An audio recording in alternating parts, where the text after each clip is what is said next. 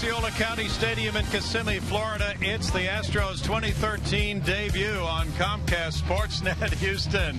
And welcome, everybody. The Astros and Yankees today. Bill Brown and Alan Ashby, welcome back to the Astros. Thanks a lot, Brownie. Good to be back. Great to be back, actually, and a great chance to work with you, a good old friend. And you'll be working, too, with Jeff Blum on many games throughout the season. Jeff will be here next week.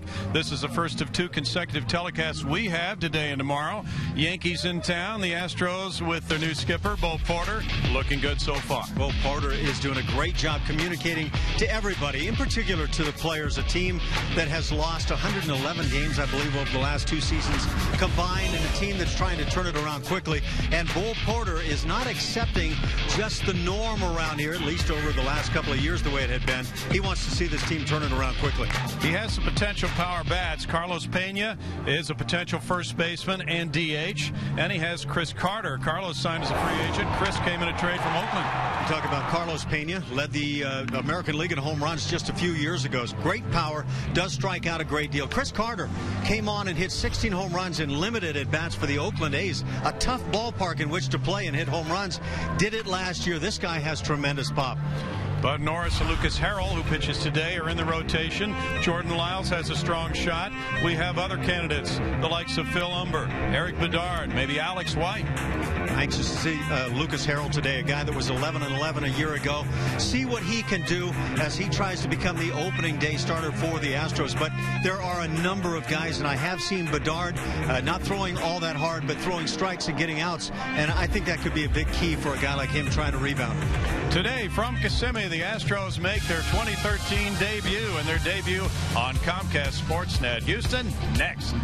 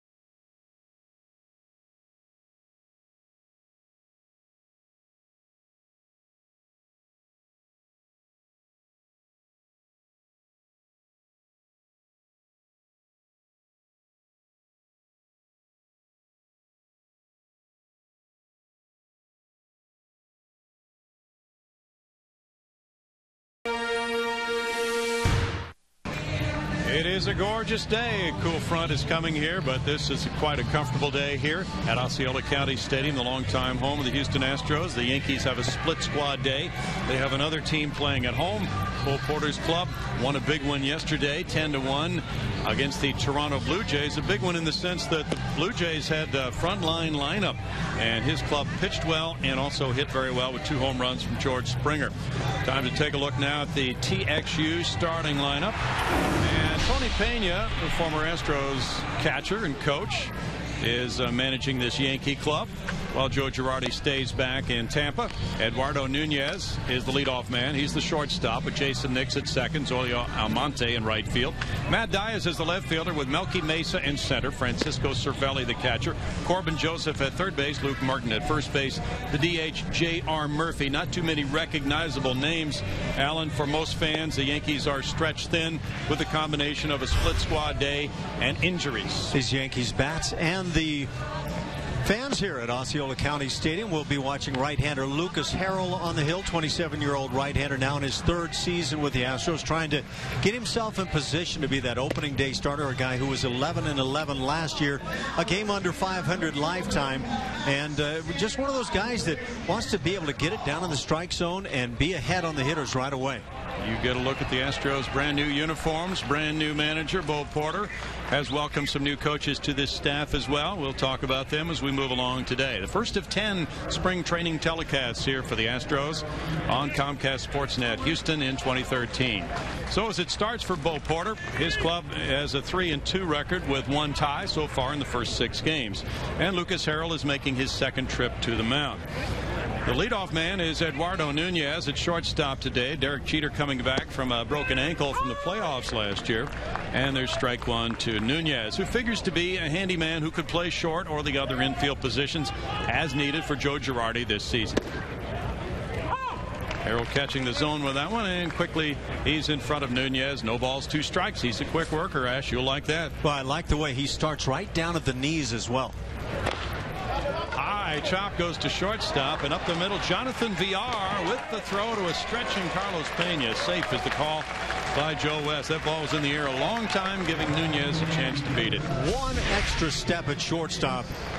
Villar does have a very good arm, but you don't want to rely on the arm all the time. Get rid of the ball as quickly as possible. Probably just a case of not transferring to the right hand well. So it's an infield hit, giving Nunez the opportunity to run the bases. And Jason Nix is the hitter. Nix has moved around in his major league career. He's at second base in this game today. Native of Dallas, 3 years plus of service time, 30 years old. Yankees have a big squad, 81 players. A lot of non-roster guys. There is strike 1 to Nix. They might need more than 81 the way things are going with the injuries. Curtis Granderson just in the first at bat on the spring against Jay Happ, former Astro, gets hit in the right forearm, fractures that bone, and is likely out for at least 5 weeks. That's a big loss for them, and they have lost a lot of home runs off their roster from last year when they led the majors in homers. There's a double play ball. Villar gets it to Altuve and on over to Pena for a 6-4-3. And Lucas Harrell, with his specialty, the ground ball out, goes to work. You keep that stuff down early in the strike zone, down around the knees, the way Harrell has been, and he should create a lot of ground balls. What that says for me, and the Astros had every facet of the game a year ago to improve upon. Defense among those areas, and that defense has got to find ways to get the double plays whenever possible. Now it's Zolio Almonte from the Dominican Republic. He's 24 years old, a switch hitter. The Yankees signed him as a free agent at 05. He played at AA Trenton last year. And lays off that one, ball 1. Almonte hit 21 home runs for the AA Trenton club last year, driving in 70, stealing 15 bases. Fouls that one away for a 1-ball, 1-strike count. Harrell can really have quick innings with his stuff if the hitters are putting the ball in play on the ground, and that happens often for him. He had an ERA of 3.76 last year. And this one's up the middle, backhanded. Here's Altuve across the body, and it pulls Carlos Pena off the base. Good try by Altuve. He just had a hard time getting his body turned for that throw with where the ball was hit, Ash. Terrific athleticism by Altuve, but I wonder, had he chosen, instead of trying to jump and throw, maybe plant the right foot and see if he comes up with a strong throw. You see that he had some time there at first base to get the out. Now Matt Diaz, a well-traveled outfielder who was with the Atlanta Braves last season, and he figures to be getting some playing time with the Yankees this season. They've lost some outfielders from last year, and then with the Granderson injury, Diaz could be DHing some. He could be playing left field some. They have Brett Gardner, who can slide over to center if they choose to play him with Granderson out anyway, Ash. I think Brett Gardner likely will be the center fielder. He can fly, throws pretty well. Defensively, the Yankees won't be hurting at all there. That one's down and in. Diaz taking it. Lucas Harrell could be the opening day starter. Bud Norris is the other possibility in Astros camp. That won't be determined until after maybe the third or fourth start these guys have had for Bo Porter this spring. No reason to make that determination now, although some managers with other clubs have already named their opening day starters. Runner takes off, and this one is Luke foul outside the first base line toward the Yankee bullpen. See a lot of this on the spring where runners are on the move. The Astros certainly have been trying to exploit that running game, but it's not a bad thing on the flip side either, where you get your catcher and middle infielders involved in the play. Well, the Yankees did an awful lot of slugging last season. They won 95 games. They beat Baltimore in the final game of their playoff series before being eliminated and having to make that tough trip home. This one rolls and VR comes in. He is a strong arm young shortstop, and that's out number 3. No runs, a couple of hits, and a man left. No score.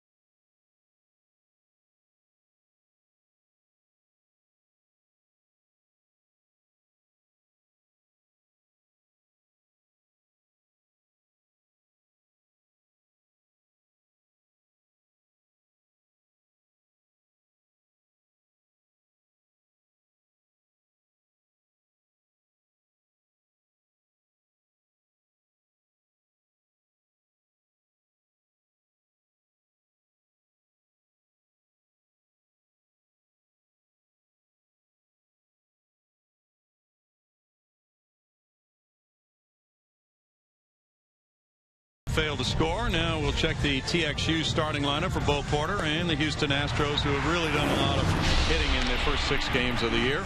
Here's the way they stack up for Bo today, and he will be going with some different faces. If you have not been following the Astros in the last year or two, Jose Altuve has become a staple at second. Justin Maxwell has taken over in center field, but the newcomer at first base is Carlos Pena, who signed as a free agent. Chris Carter is the cleanup man in left field. This is his first playing time in left field this spring. Jason Castro has really started well with the bat. He's the catcher with J.D. Martinez in right field. The DH is Rick Ankiel with Marwin Gonzalez at third base and Jonathan Villar at shortstop. On the mound for the Yankees, right-hander Brett Marshall. He's a Houston product and a youngster trying to find his way into the big leagues, and the Yankees have had some pretty good but veteran-like rotations, so you would think at some point the youth will find its way into that rotation.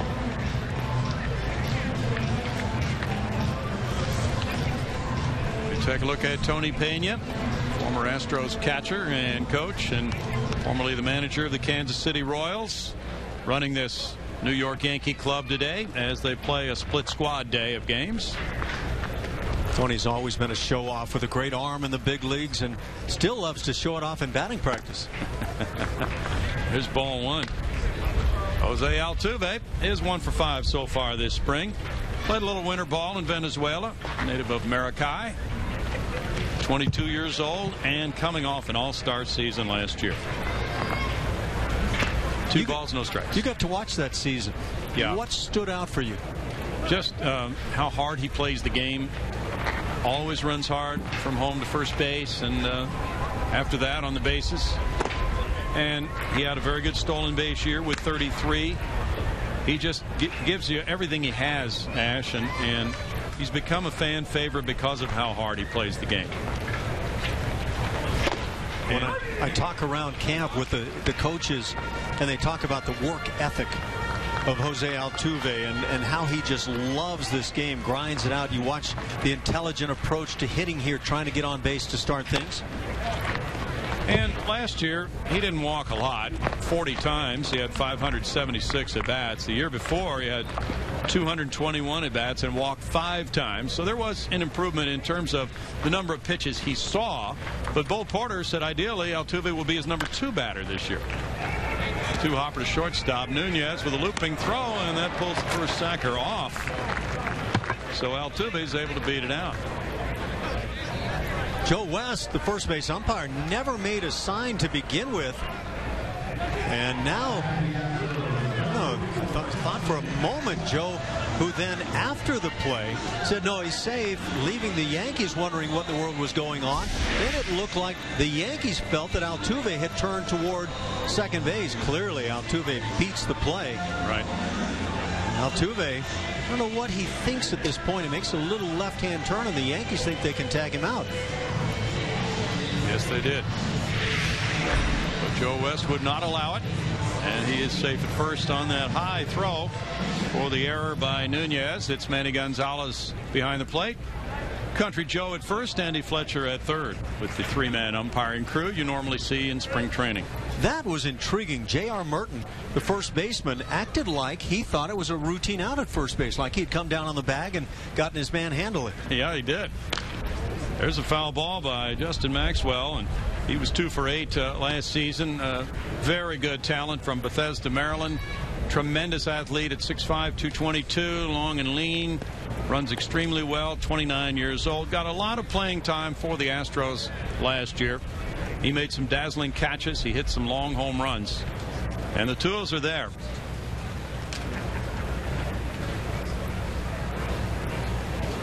It was interesting, Ash, as we talked with Bo Porter before this game today about the performance of George Springer, who is a center fielder and who reached the AA level last year, starting the year at Class A Lancaster and then being promoted to Corpus Christi. And Springer put on a show in Dunedin against the Blue Jays. He hit 2 homers. He drove in 5 runs. And somebody around our little group of media folks asked Bo, could he make your club? And he said, we're not ruling anybody out yet. Yeah, that might have been one of the two of us. Might have been sitting in my chair, too.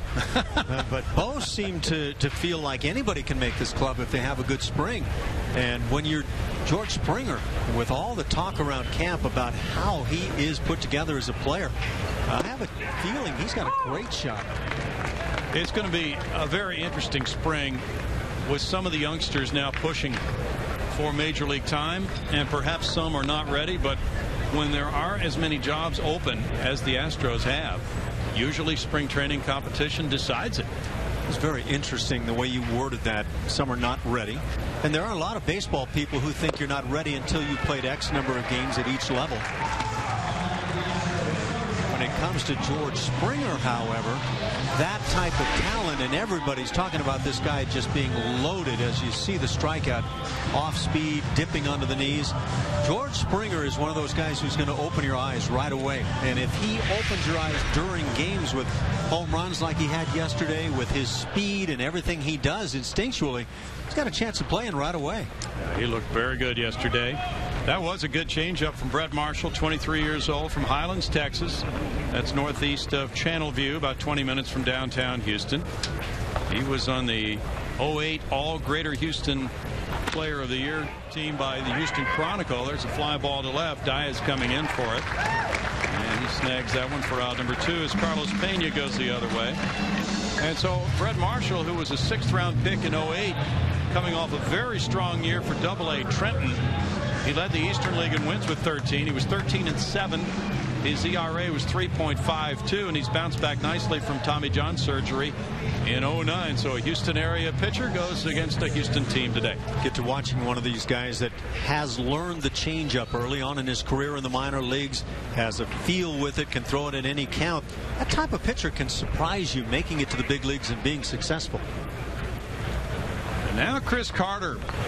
It's going to be fascinating to watch him this year with the power that he brings, Ash. Well, I guess I made the right decision yesterday. Stayed back, watched the workout here in Kissimmee. And this guy, though he probably would tell you it was just a routine day of batting practice, didn't put on any kind of special show. The show that I saw was the bat speed and the way the ball sounds coming off that bat. Runner moving. Here's the throw from Cervelli. It's right on the button. And Altuve has gone down to win the first with no runs, no hits, an error, nobody left, no score after 1.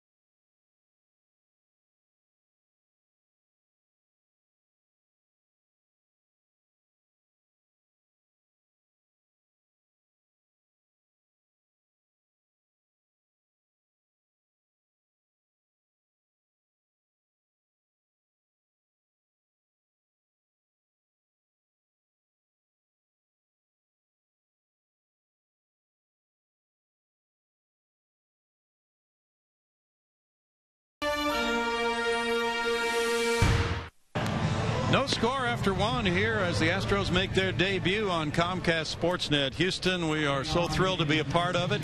Alan Ashby joining me, Bill Brown, and Jeff Blum will be a part of it all season long, as you'll get a chance to see the Astros with 10 spring training telecasts, and then every game during the regular season with the exception of opening night, which we're not allowed to televise. So it's going to be an awful lot of entertainment for you on Comcast Sportsnet Houston. And boy, from the guy at the top, President Matt Hutchings, on down Murphy Brown, we've got a great production crew, state-of-the-art truck, tremendous studio people. Marius Payton anchoring the shows pre and post game today with Mike Stanton. It's going to be a lot of fun this year.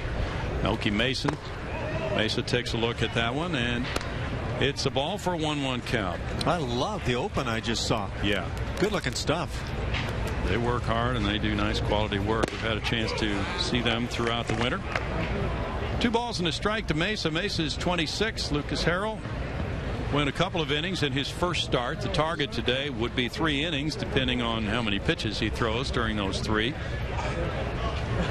And we're hoping to get a word with him a little bit later on. And the plan is maybe about the 6th inning. Typically, a starting pitcher wants to get a workout in, so he'll head for the weight room after his outing today and then get dressed, and then we'll hear from him. That's a looping liner to right field, and that falls in for a hit. And Mesa has a leadoff single, hit number 3. Don't miss your chance to purchase 2013 Astros regular season tickets. Tickets for individual games, including opening night, go on sale for the first time this season, March 4th. For information on all the biggest games, call 1-877-9-ASTROS or visit astros.com. So 3 hits for the Yankees so far, and now it's Francisco Cervelli coming up. And Cervelli is bidding for quite a bit of playing time this year at age 27. Russell Martin has left the picture. He's joined the Pittsburgh Pirates. That opens it up for Cervelli and probably Chris Stewart, who may be sharing the job. Cervelli hits a high chop. Altuve standing on the bag, and he up and over and gets the double play, standing right there on second base. And then it became a matter of getting out of Mesa's way to complete the 4-3 double play on Cervelli. Things are happening rather quickly now with Lucas Harrell on the hill, and I think that's a good thing. 3 hits already, I think, can lead to the idea, and see that hopper perfectly played by Altuve, that maybe he doesn't have his stuff early on, but a couple of infield choppers for hits, and then a little looper dropping in right field. So I would say he's been sharp. Yep. That's a good point, too, Ash. There's strike 1 to Joseph now. Corbin Joseph, native of Franklin, Tennessee, 24 years old. Brother Caleb was drafted by Baltimore in 08, and that was the year the Yankees drafted Corbin Joseph in the 4th round. The point being that, yes, you can look at a box score if you haven't seen the game and see, oh, you know, so-and-so gave up 9 hits in 6 innings. But sometimes those balls were not hit well. They have just dunked in. This fly ball goes out to Carter in left. And Carter handles out number 3. So a couple of pretty well done innings here for Lucas Harrell in a scoreless game in Kissimmee.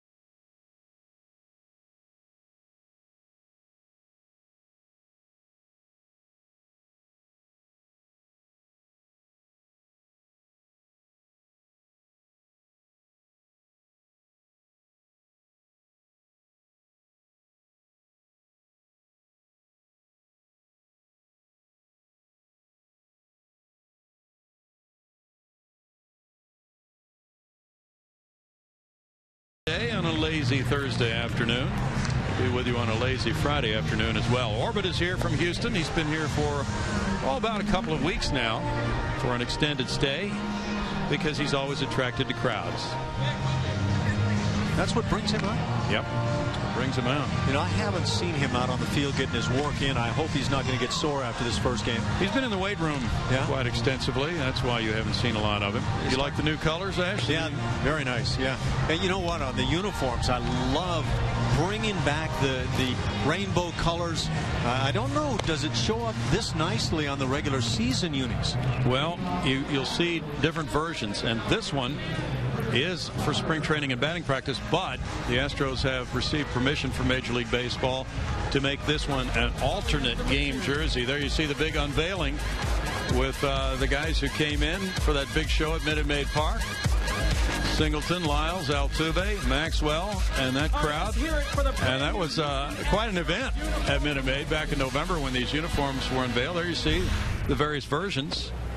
And now you're looking at Chris Carter again. It was at the plate when Altuve was thrown out trying to steal. There's ball one on Carter. And so those are the different combinations that you'll be seeing throughout the season. But you might see this one. This one's been really hot and a big seller. So, you know, a lot of times, Ash, as you well remember in your days, the players kind of attach what uniforms they want to wear to what their record is wearing those uniforms. I think you need to be careful declaring that I remember anything really well. Number one, as Joseph gets it over to Merton to get Carter, and Castro up next. Yeah, that's a starting pitcher kind of thing.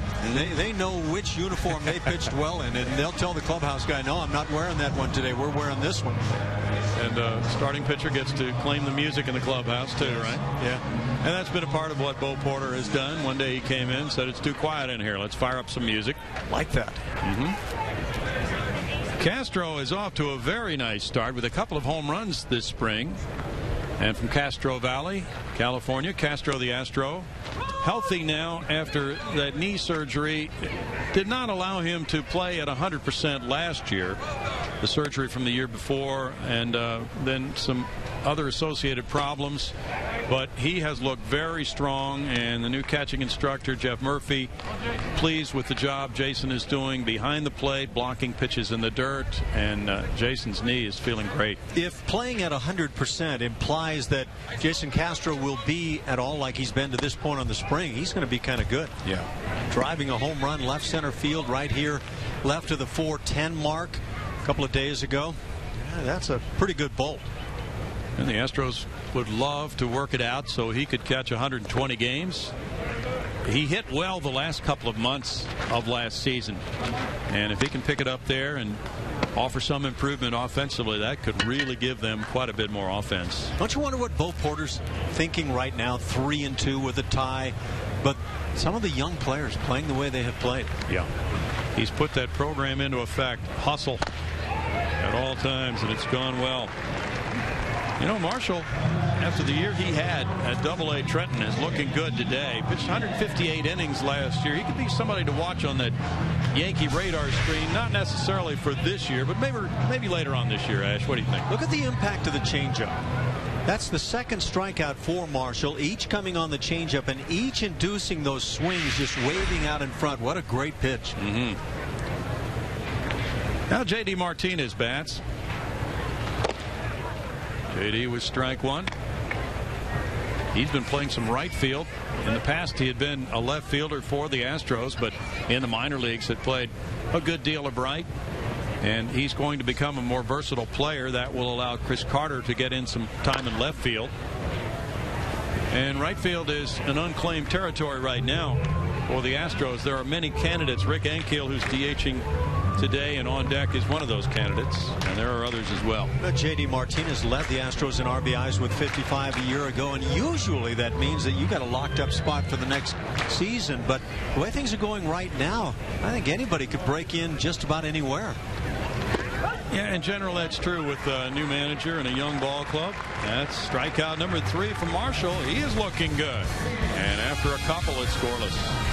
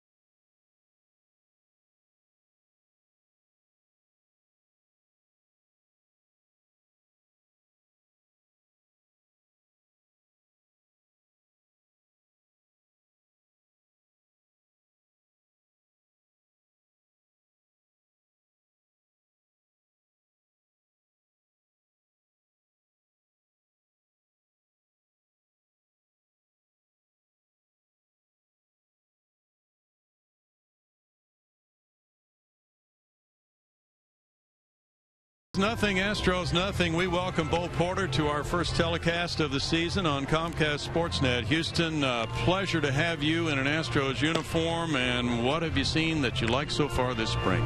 Oh, I like the energy in which we've been having this spring. The guys have been very, very enthusiastic. They've been attention to detail. It's been great throughout the course of camp.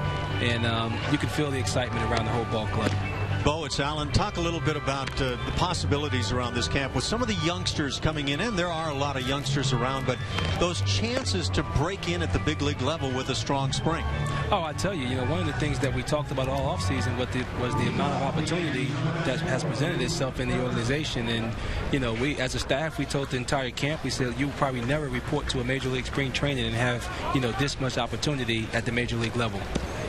Yeah, and that's fun to watch when a guy like George Springer has a breakout game like he did yesterday with the 2 homers, 5 runs batted in. You've seen some good base running as well. There's a lot to like with this organization so far for you. It is a lot. I mean, the young guys have been great. The veteran guys that that we brought in here to provide leadership and the presence in the locker room, they've been outstanding as well. And as an organization, we are extremely excited about the direction in which we're going, and we're excited about the young players that we have in the organization. I know you want to get back to work, but I imagine you're also excited watching Lucas Harrell pump strikes early in the count. I tell you, he's done a great job of being down in the zone. His first start, he got a couple balls up early and didn't fare too well over in Philadelphia, but he's come out today and he's been pounding the bottom of the strike zone. He's getting a lot of ground balls, a couple double plays already. It's been a joy to watch. Just one more question, Bo. As far as winning games in spring training, is that an objective for you? Well, I think when you talk about developing, you want to develop winners, and every opportunity you have, to come out victorious, again, it's another notch toward that process of understanding what it takes to win baseball games and doing the things necessary to win baseball games. Thanks so much for joining us, Bo. We look forward to this season and many more with Bo Porter as the Astros skipper. Thank you guys so much for having me on. That's a good strikeout for Lucas Harrell. His first of the day. He's had 2 double play balls. And now it's the DH J.R. Murphy coming up. Murphy, 21 years old, from Bradenton, Florida. He was at A-ball for part of the season, Tampa, and then Double-A Trenton part of the year as well last year. Strike one. Ronnie, I don't know what your opinion is about how much impact a manager can have on a major league team over the course of the year. There have been times when I quite frankly have really wondered about what a manager can do in terms of the impact, but Bo Porter has come in here and his attitude, his approach to the game has just seemingly turned this team around in terms of where they think they can take this team this season. I have to agree with you. He is so dynamic. And I think, Ash, to take your remark perhaps a step further, not only impact on the Major League club, but an entire organization, because he has set a tone that filters all through the system. And we can talk about starting pitchers, and he would like to see them go deeper into games. He's talked with the minor league managers about leaving starting pitchers in longer, and if that's cultivated in the minor leagues, that can help out when these pitchers get to the big leagues. Couldn't agree more. And I worked under Larry Dierker one season when Dirk came on as the skip. Good backhanded play by Marwin Gonzalez. You'll like his glove, Ash. Like his arm, too. Yep. Nice play on the backhand side. But quickly back to Dierker. What he did when he came on as the manager is he said to Mike Hampton, and you can see the play. That's just plant, use your head, and realize you've got the arm to make the play. But he got Mike Hampton and Darryl Kyle to turn their approaches and their games along with it completely around by saying, look, you're not done because you've pitched 6 innings and maybe you have a quality start, but we would like you to pitch 7, 8, or 9 innings. And, they really came around. Both those guys developed, went deep into games, piled up 200-inning seasons, more than one, and became strong winning pitchers. That's in the air, and on the right side of the infield, it's Altuve. For a quick 3rd inning for Lucas Harrell, that might be it for him today. Very good outing. If it is, no score.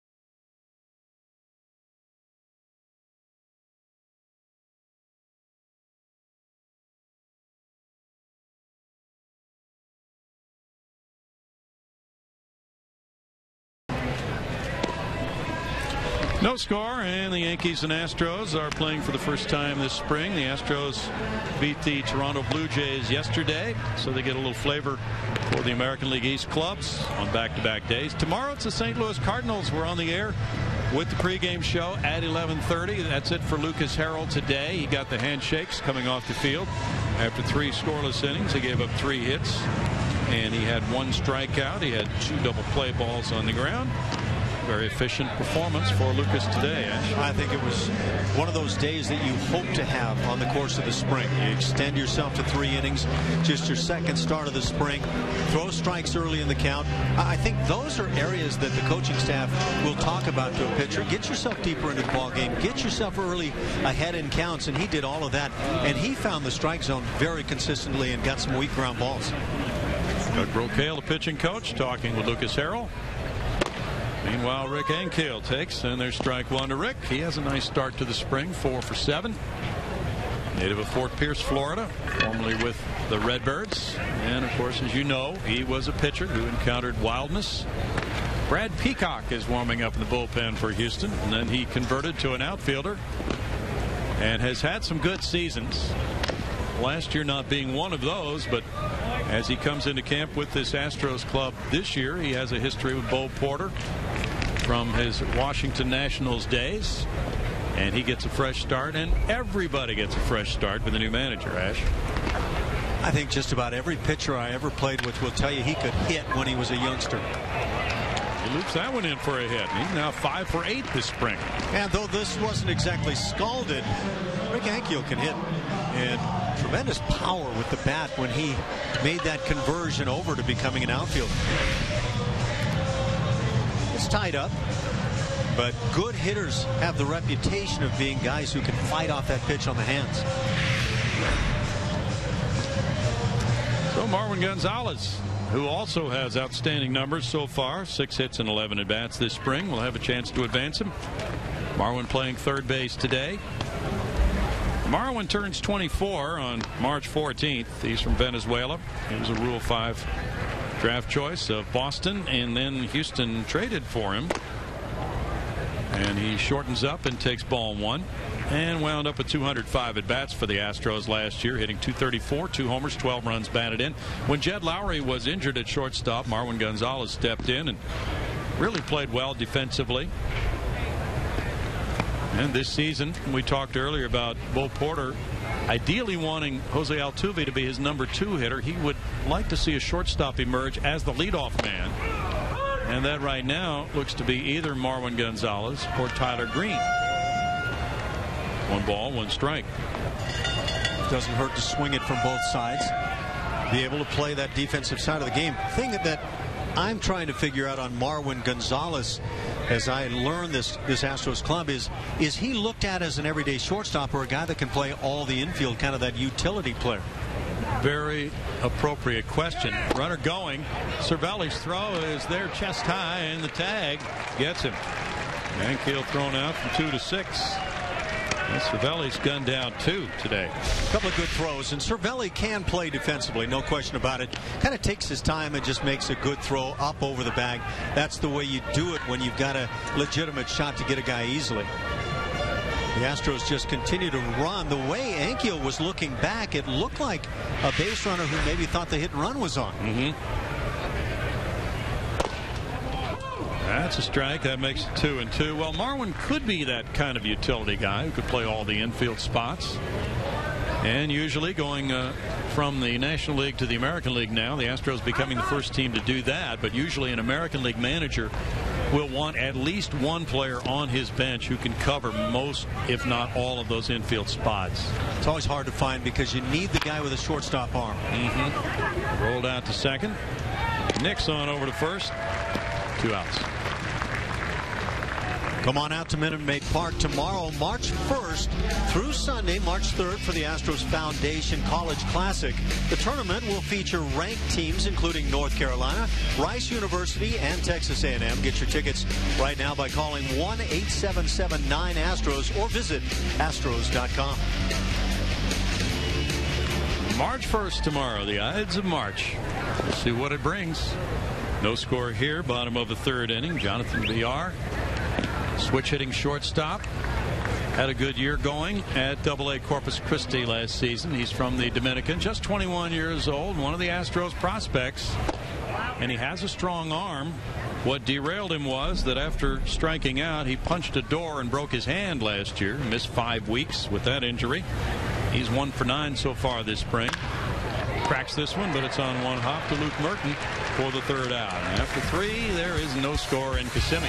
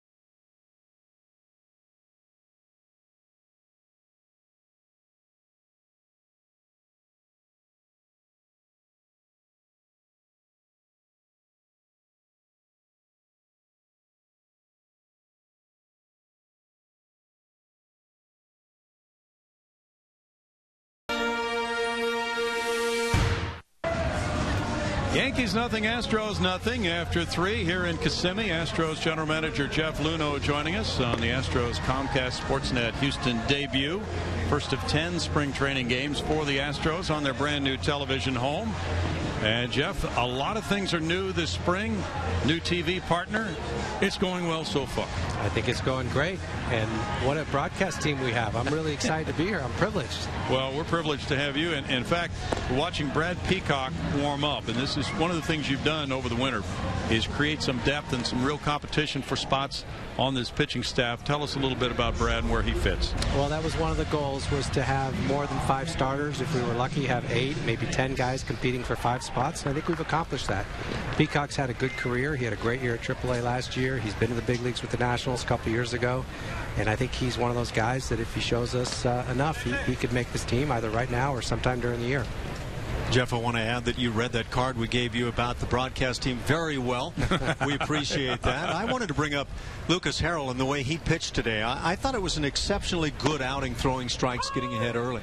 It is, and these first couple outings, you don't want to read too much into them, but this is the first time he's gone 3 innings. He kept the ball down, did exactly what we need him to do, so it's a good base to build off of, and we're just going to keep building him more and more until he's ready to go. He's really shown us that he's capable of going out there and repeating and improving on what he did last year. That trade that brought Peacock from Oakland to Houston, also bringing Chris Carter and a young catcher, Max Stassi, in the Jed Lowry and Fernando Rodriguez deal. We'll get to that in a moment. This call to the bullpen presented by Gulfgate Dodge, Chrysler, Jeep, Ram.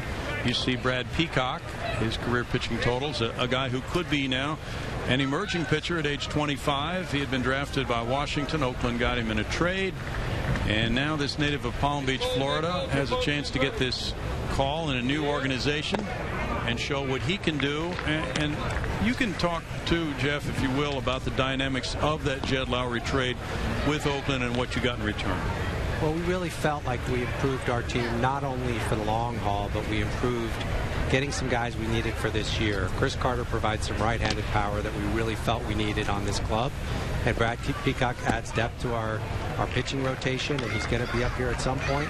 And Max Stassi, to get a catching prospect like that, we thought that the return was enough to justify giving up a very good player in Jed Lowry, and Fernando Rodriguez obviously helped our club at times last year. So those are the decisions that are tough to make as a general manager, but we felt like it was consistent with our strategy to develop the best young talent in baseball, and we made a couple steps in that direction. There's a looper over first base and up the right field line. That'll fall in for a hit. JD over to field it. And he holds next to a single. Well, and you addressed the need in the Astros organization, getting the young catcher, Stassi.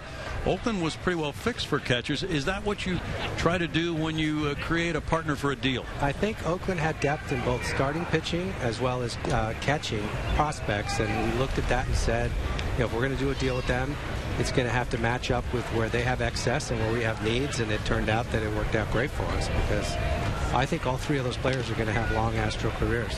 I think the guy that probably figures to have the immediate impact is Chris Carter, and I would assume you guys would love to see him get 500 plus at bats this year. I think we do, and I'd love to get Brett Wallace the same number of at bats, and to do that we're going to have to be creative as far as positions. Good point. That's the 1-4-3 double play. Altuve sharp up the middle, flashing across the back. That's 3 double play balls today, Jeff. There you go.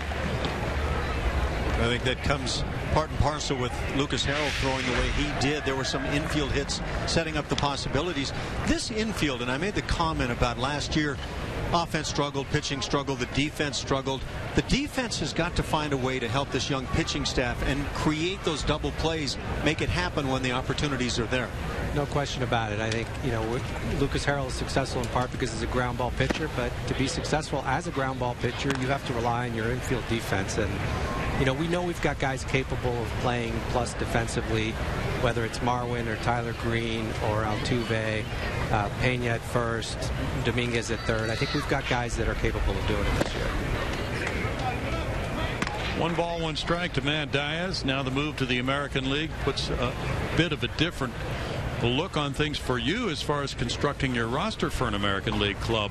How do you look at that challenge? I think it's exciting to be able to imagine the possibility of having a Fryman and a Carter and a Pena and a Wallace all on the same team. You'd never be able to do that in the National League, and we've got a chance to do that here. And those are some pretty imposing figures in the lineup. If we can get them all on the roster, we'd love to figure out a way to do that. It's a good point. Fryman, a Rule 5 pick, had a very good year at San Antonio. You do have a longer than normal spring training this year. That could be helpful as far as getting more at-bats for these guys you need to find out about, right? I think it works to our benefit. We don't have a lot of guys going to the Classic, so we've got guys that are going to be here the entire time, getting a lot of at-bats and a lot of innings, and it helps us because we have a lot of battles, so we need that time. There's other teams that have their lineup set, and so they're just trying to avoid injuries, but we've got some big decisions to make, so that we're going to use every at-bat, every inning pitched as a way to evaluate these players. Travis Fryman is one of those guys. For me, you see him physically and you think, wow, this guy could maybe be something special, and with the bat he appears to be that. I think one of the things that's impressed our hitting coaches is a guy that big having such a short swing. Gonzalez with the play. We'll be right back with Jeff Luhnow in a scoreless game.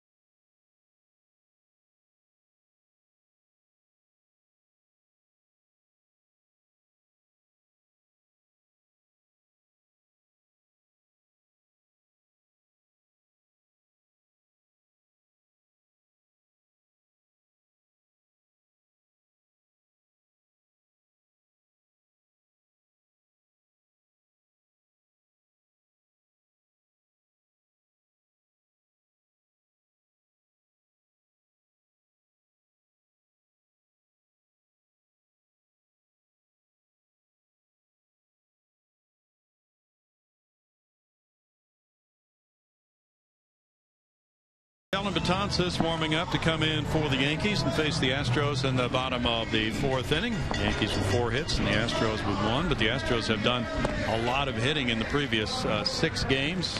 Betances, one of the Yankee prospects, 25 years old. He's from New York.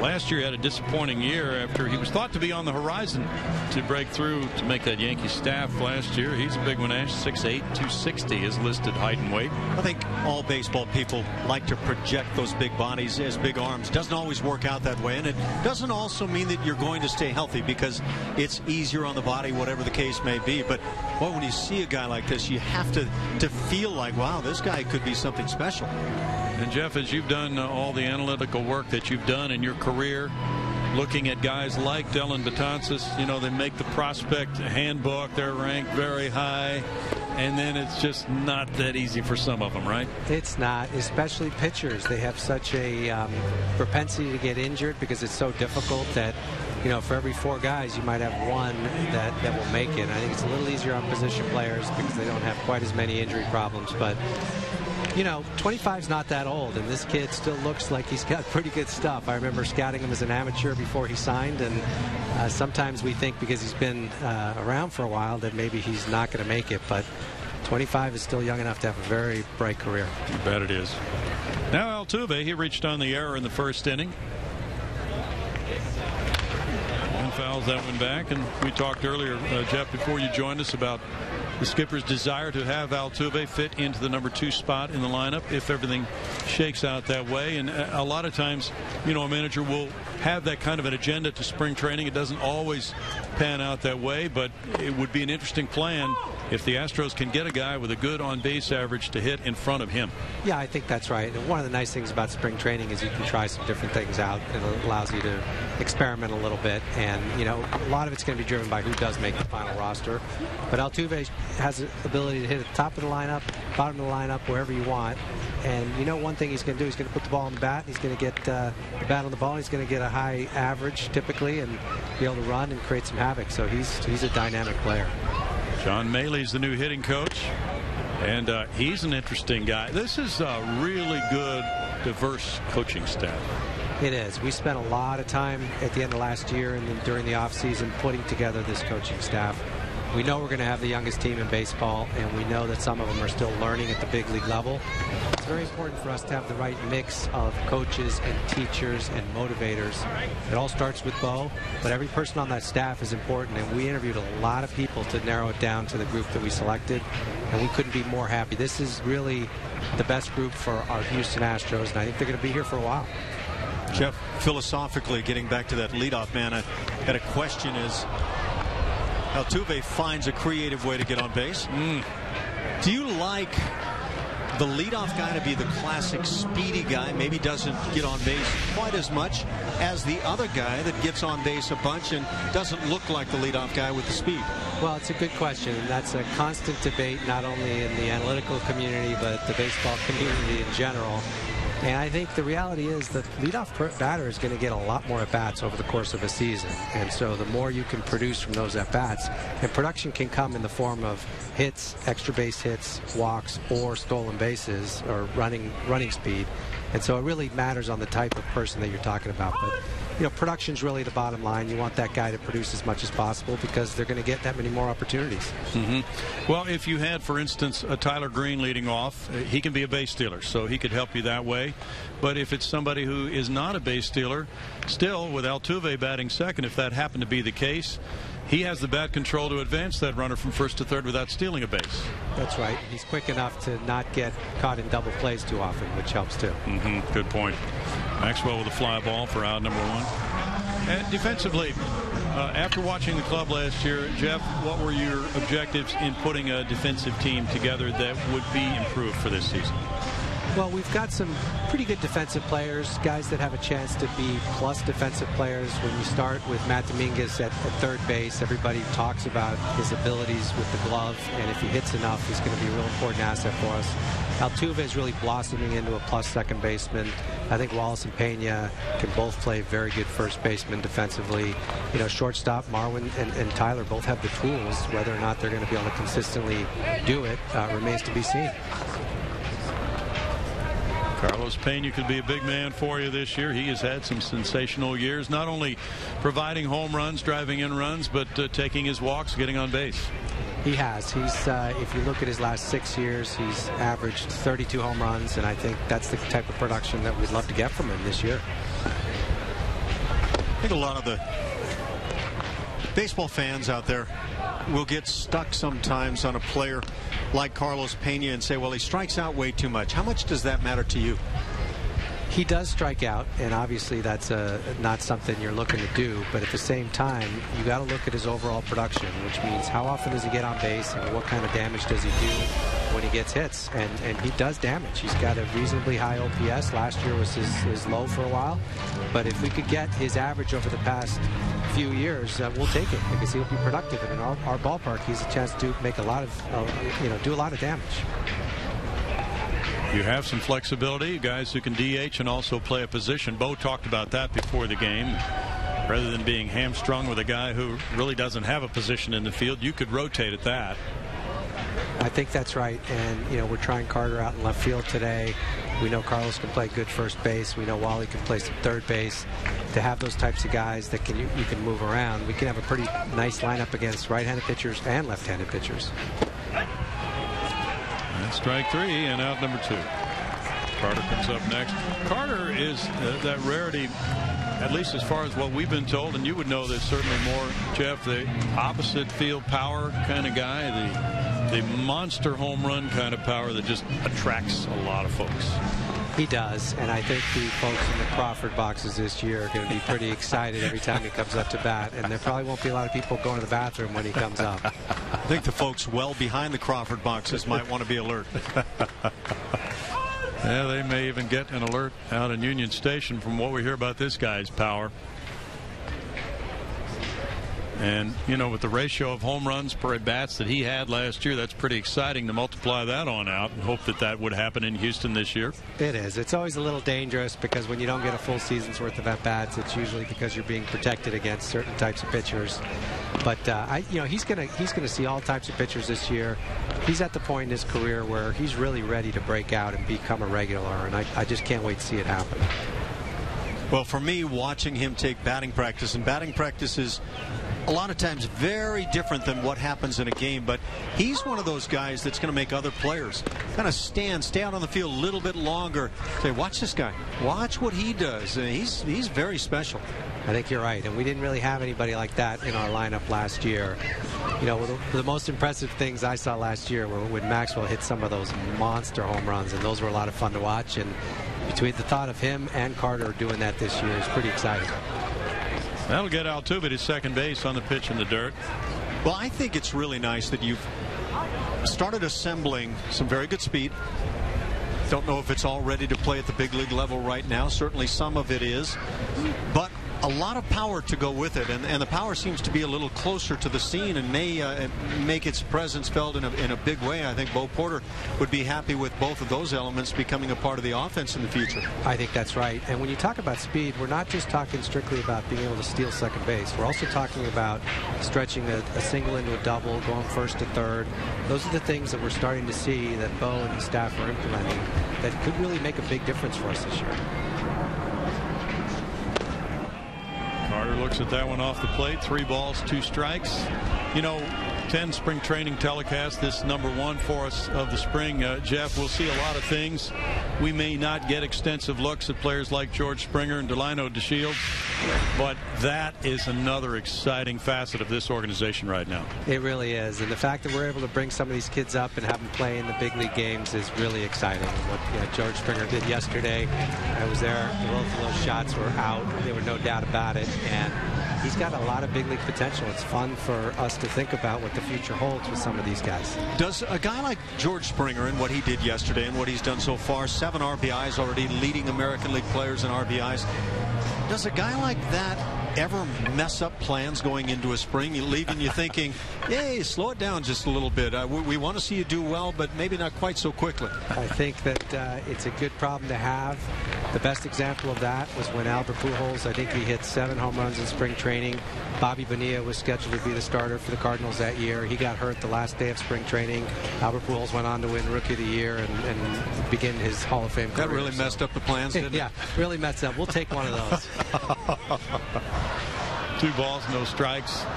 Well, definitely what you've done is stockpile that talent, and it's on display in the rankings of the Astros minor league organization, whether it's ESPN or Baseball America.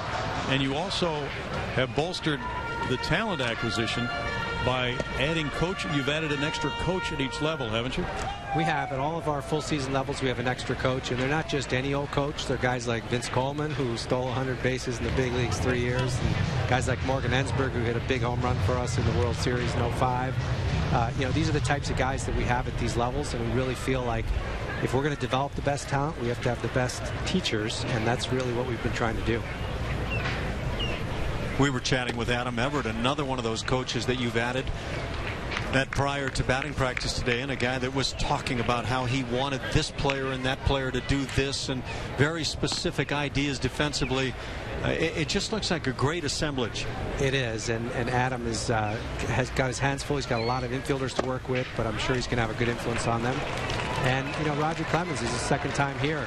He's working directly not only with Harrell and Norris and the guys that are going to be in our big league rotation, but he's back there working with McCullers and Brady Rogers and the minor leaguers, and that type of instruction is really what we need if we're going to maximize the amazing talent that we have in our minor leagues. And extremely rare.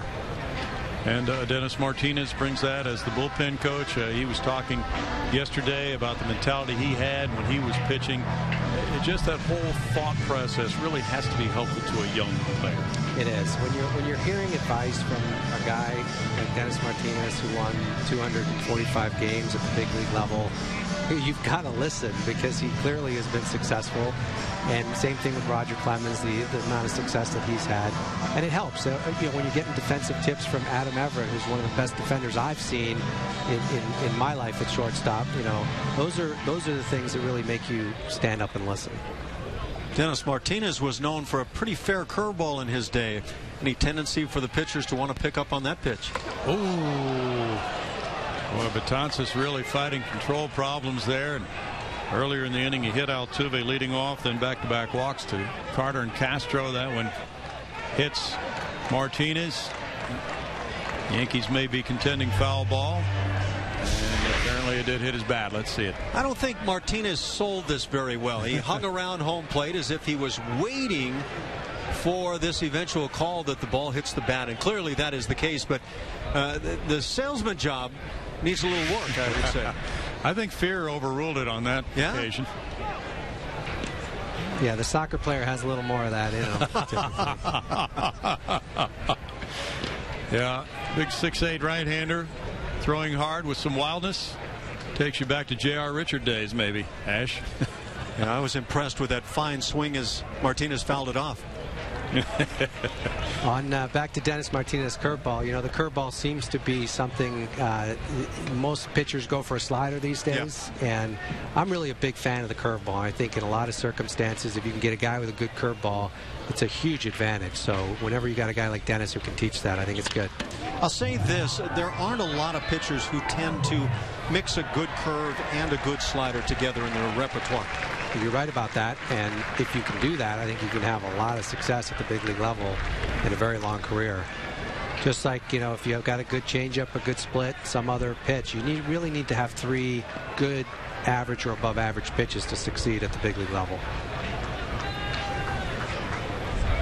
I'm one of those guys that's a big fan of the changeup. We didn't see it there. No, we did not. But, Jeff, thanks so much for joining us. We learned a lot today. Sure. Welcome aboard, both of you guys. I mean, I know one of you's been here before, but pleasure to be here on the first telecast. Well, I plan on making life tough on that guy that's been here for a while. Jeff Luno, no scores report.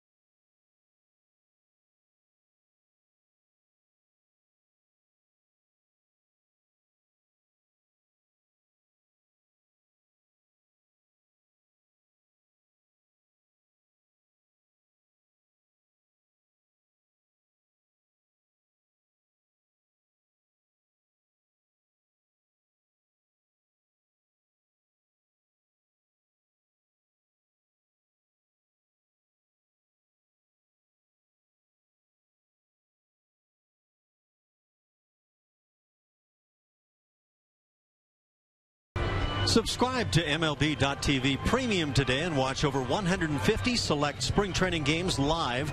Plus, every regular season game live or on demand on over 250 mobile and connected devices. Visit Astros.com for your details, just like Brownie is right now. Well, I could never keep up with you, pal. You're Mr. Mobile Device. Hey, we are joined today by our producer, Kevin Cedergren, and coordinating producer, Brian Mitchell. Of course, watching back in Houston at the Comcast Sportsnet Houston studios, Murphy Brown, our executive producer, Matt Hutchings. Sarah Eckert is here. She's going to be doing a lot. You can follow her work on the website, and you can also follow her work on the pregame and postgame shows, doing all the interviews, and we'll have her doing some interviews tomorrow, we understand. So it's been a really good start so far today. Now, nothing still after 4. Time for some runs in the bottom of the inning, Ash. Mesa leads it off. And Mesa puts it in the air. Carlos Pena tracks it. 1 pitch, 1 out to Peacock. Watching the flags out in right field. Wind is blowing out. That generally would mean quite a bit of offense going on. It says the pitching has been pretty good around some wildness, at least by Betances. Sure does. Yeah, he was scary wild on J.D. Martinez and wound up striking him out. And now it's Cervelli coming up. He bounced into a 4-3 double play in the second inning. One of 3 double plays the Astros have turned in the first 3 so far. Lucas Harrell was the starter. He went 3, giving up 3 hits, no runs. And you see Cervelli with those numbers last year. And as you mentioned, he is known as a good defender, as the Yankees have moved on from the Jorge Posada era. And Russell Martin has moved on to Pittsburgh. So Cervelli may get a shot at doing quite a bit of catching for the New Yorkers this year. Their pitching staff looks pretty good, too. Yeah, and I'm not so sure how impactful losing Russell Martin will be to the Yankees. He had a disappointing year with the bat last year, did hit with some power. I have a feeling Cervelli can handle the job defensively. That one goes out toward right center field. Maxwell back, and J.D. Martinez is there. J.D. handling it for out number 2.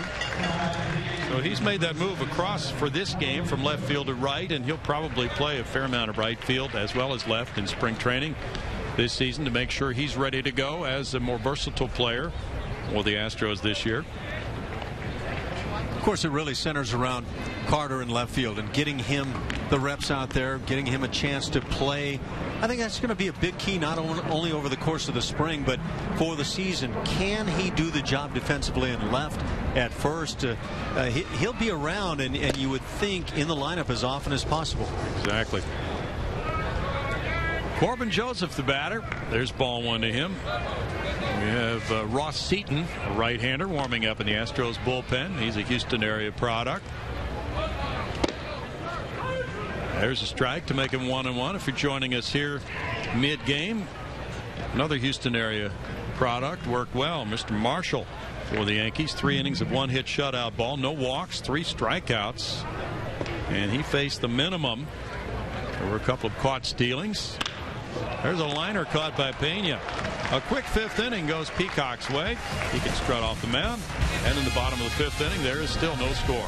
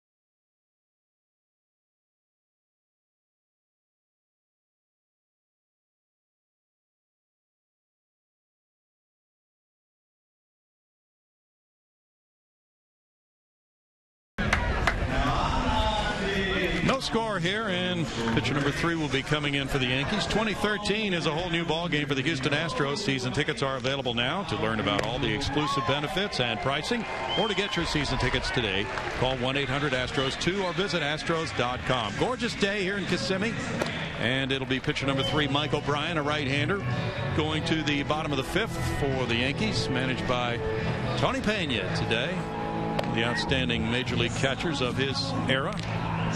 Joe Girardi managing the Yankee club over in Tampa.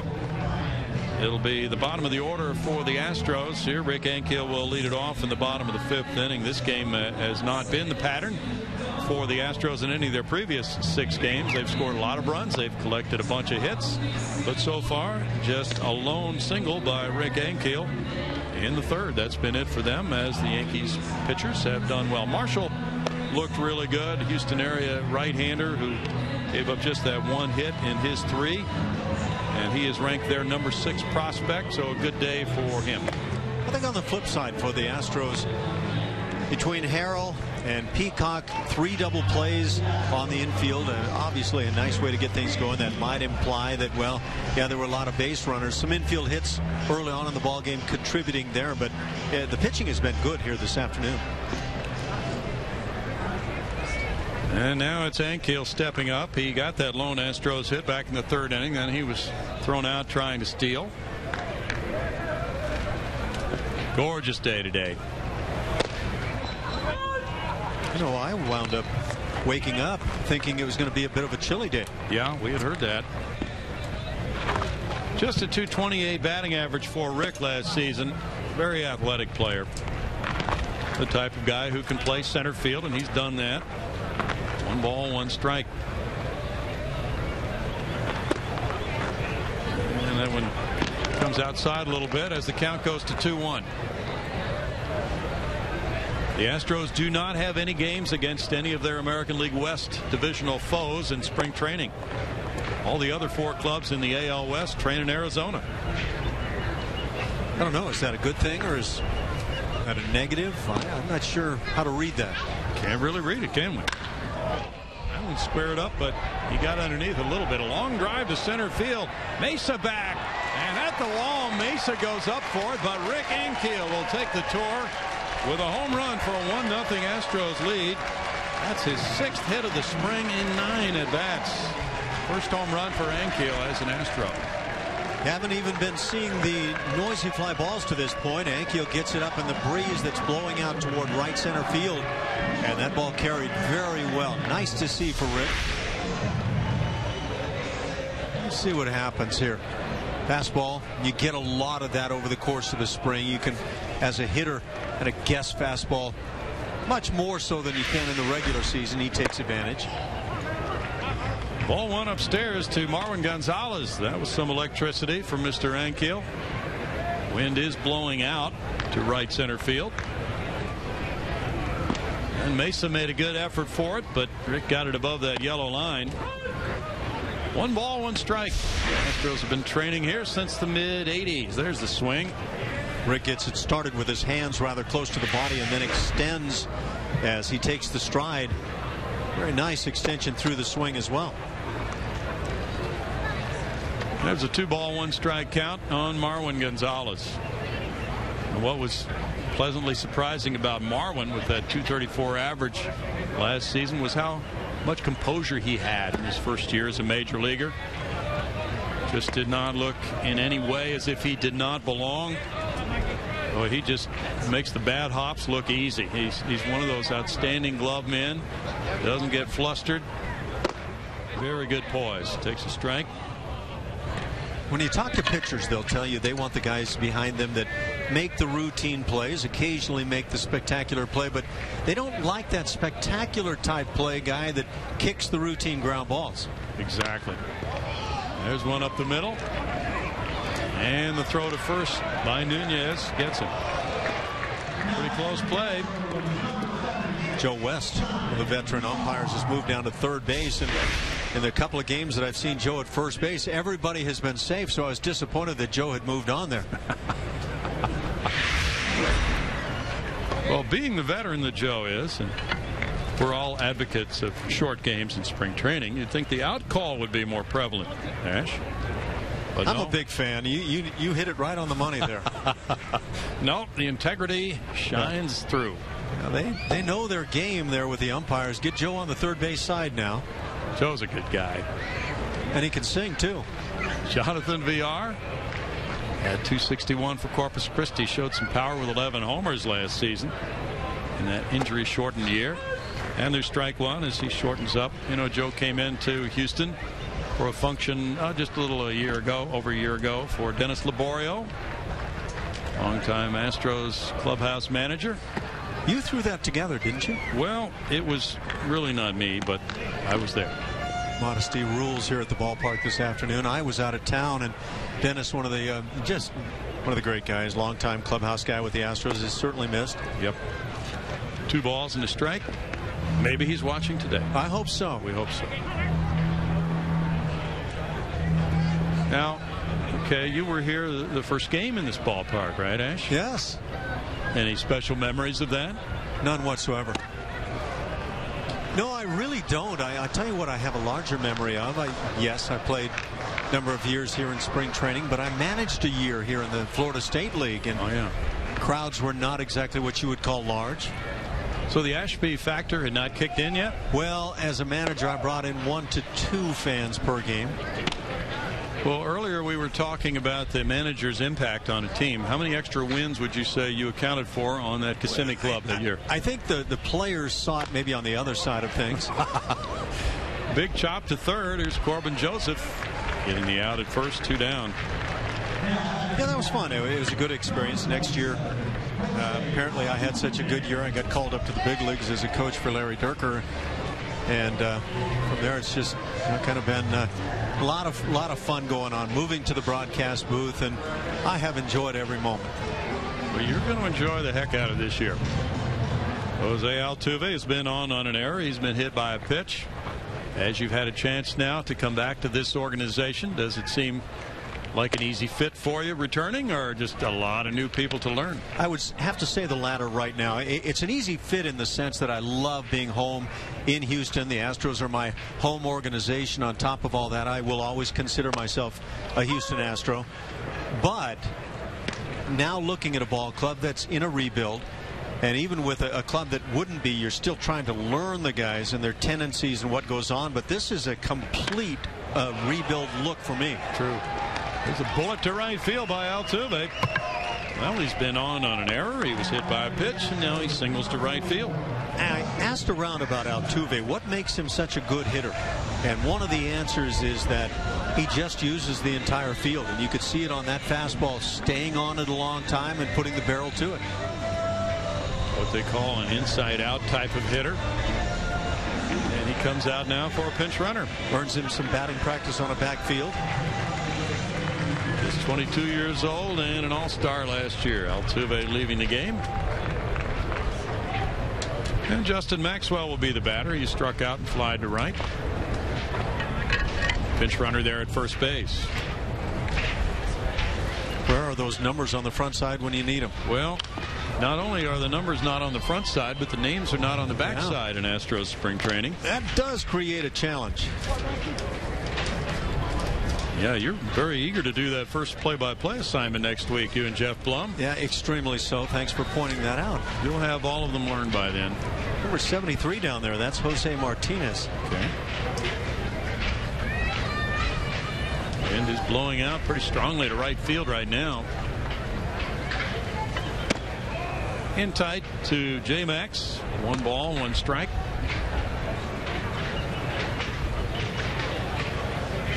Astros and the Redbirds meet tomorrow. Interleague schedule for the Astros this year, now as an American League club, will be familiar. They'll be playing all the teams in the NL Central, plus Colorado in interleague play this year. Yes. Justin Maxwell looking at it, and Bud Norris goes tomorrow against Joe Kelly in another telecast for us here on Comcast Sportsnet Houston. And Saturday, it's the Atlanta Braves coming in as the Astros have 3 straight here in their home ballpark. Eric Bedard versus Chris Medlin. Got a chance to meet Bud Norris today. Found him to be a friendly sort. You'll also find him to be an outstanding golfer. That's one of the things I've heard. It's why I've stayed away to this point.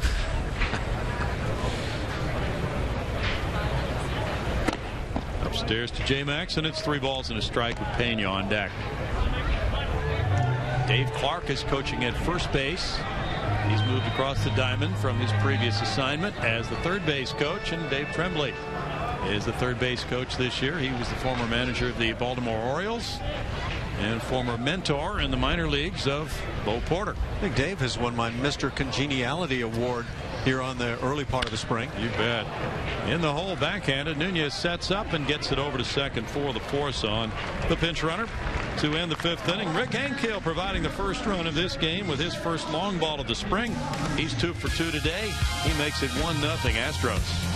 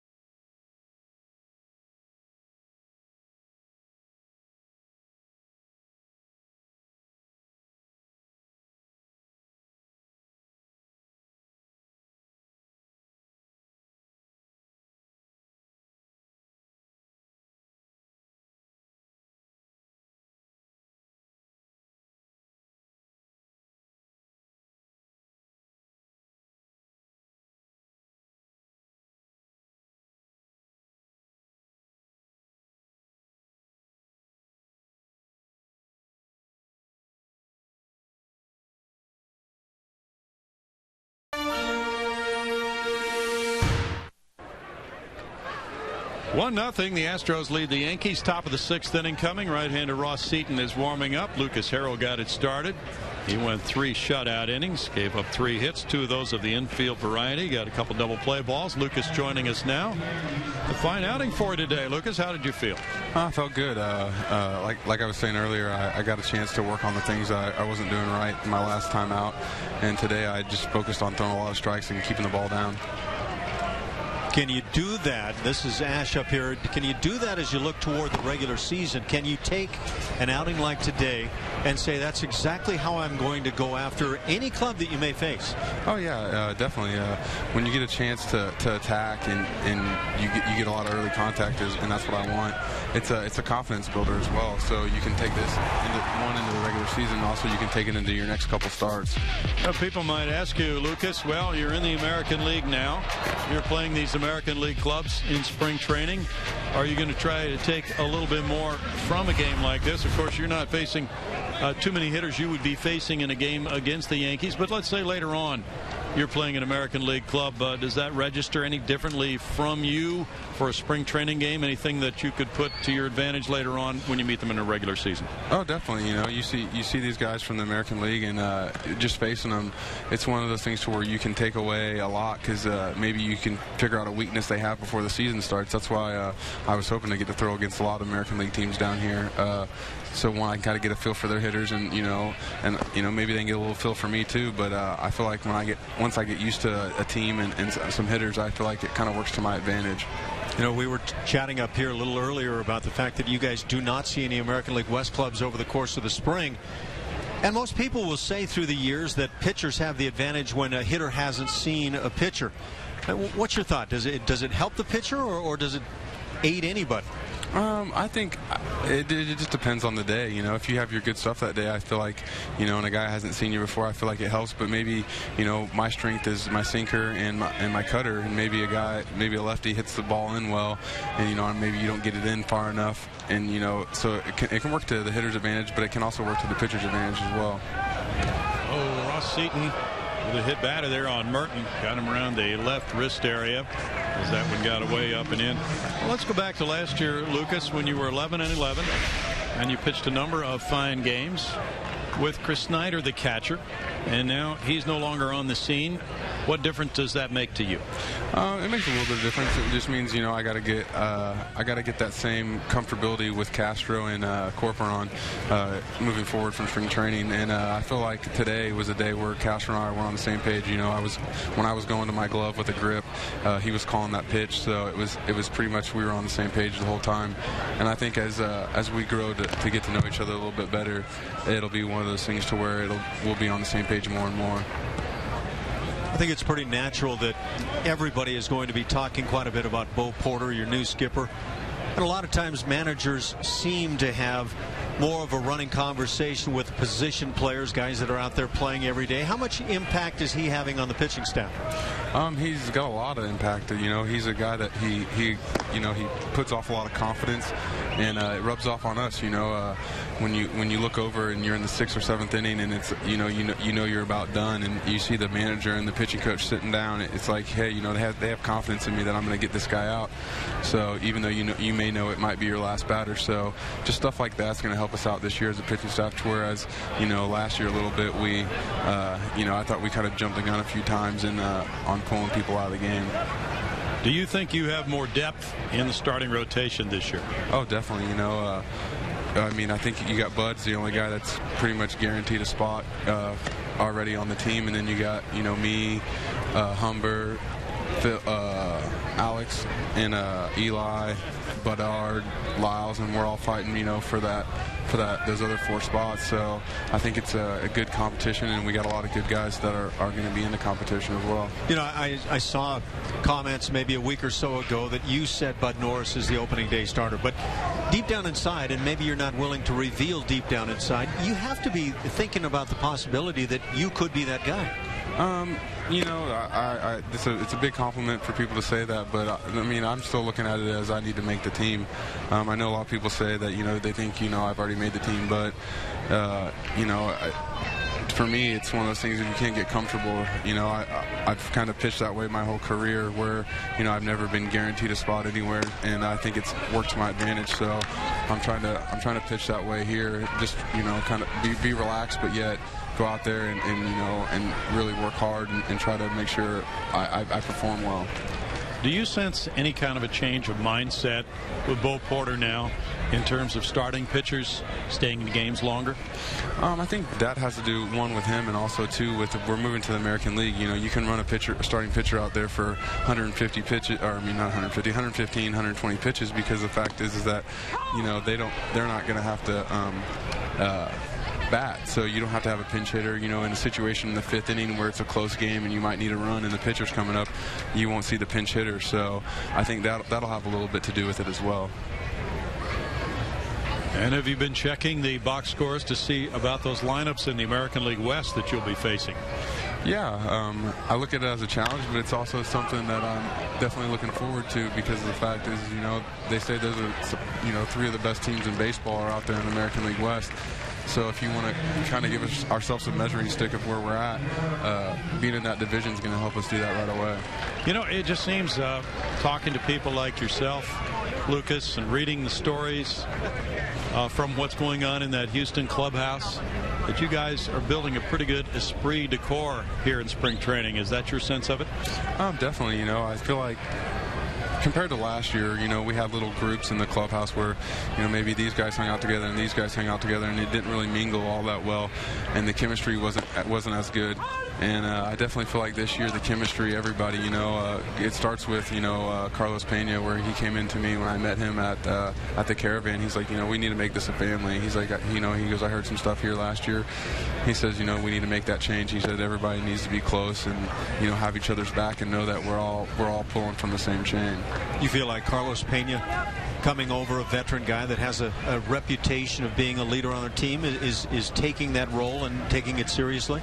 Oh, definitely. You know, he's probably one of the hardest workers we have, and he leads by example. So, you know, it's one of those things to where he's gonna help out a lot of us young guys and definitely show us how to do things the right way. Nunez with a little limbo action there at home plate. Yeah, a little up and in, huh? Yeah. Let him know that it's our plate. Well, that brings up an interesting point. Dennis Martinez was chatting with me yesterday about that very thing, Lucas, about pitching inside. And there's Seaton, and he throws it into center field. And he bounced that one. He had both the second baseman and shortstop going to cover. There seemed to be a little indecision on his part, and he threw it into center field. You know, that brings up the perfect opportunity. We're talking to a major league pitcher. Lucas Harrell, what is it? It's spring training, and oftentimes we get to July and August and we say during spring training pitchers work on this play over and over and over. And yet, and here we are in spring training, I get to ask the same question. What is it that makes that play such a difficult throw for a lot of pitchers? I think a lot of times when you see a pitcher make a bad throw, as you saw, the ball was hit to his arm side, and he had to spin. You know, he kind of had to turn away from arm side, and that makes it a little bit tougher throw if you don't set your feet exactly right. And so that's the one you either see thrown high, or like he threw it there, he threw it low. So it's something that you really got to focus on when as you turn to get your feet set. Do you guys talk about the focus point being chest high, right up over the heart of the bag? Yeah, you know, that's my first key point is when I catch the ball and I turn is I look immediately at the bag, because if the shortstop or second baseman isn't there yet, they're going to be there.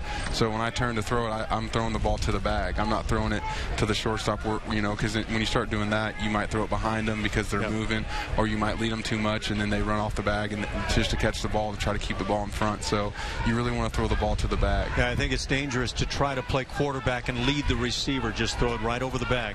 Yes.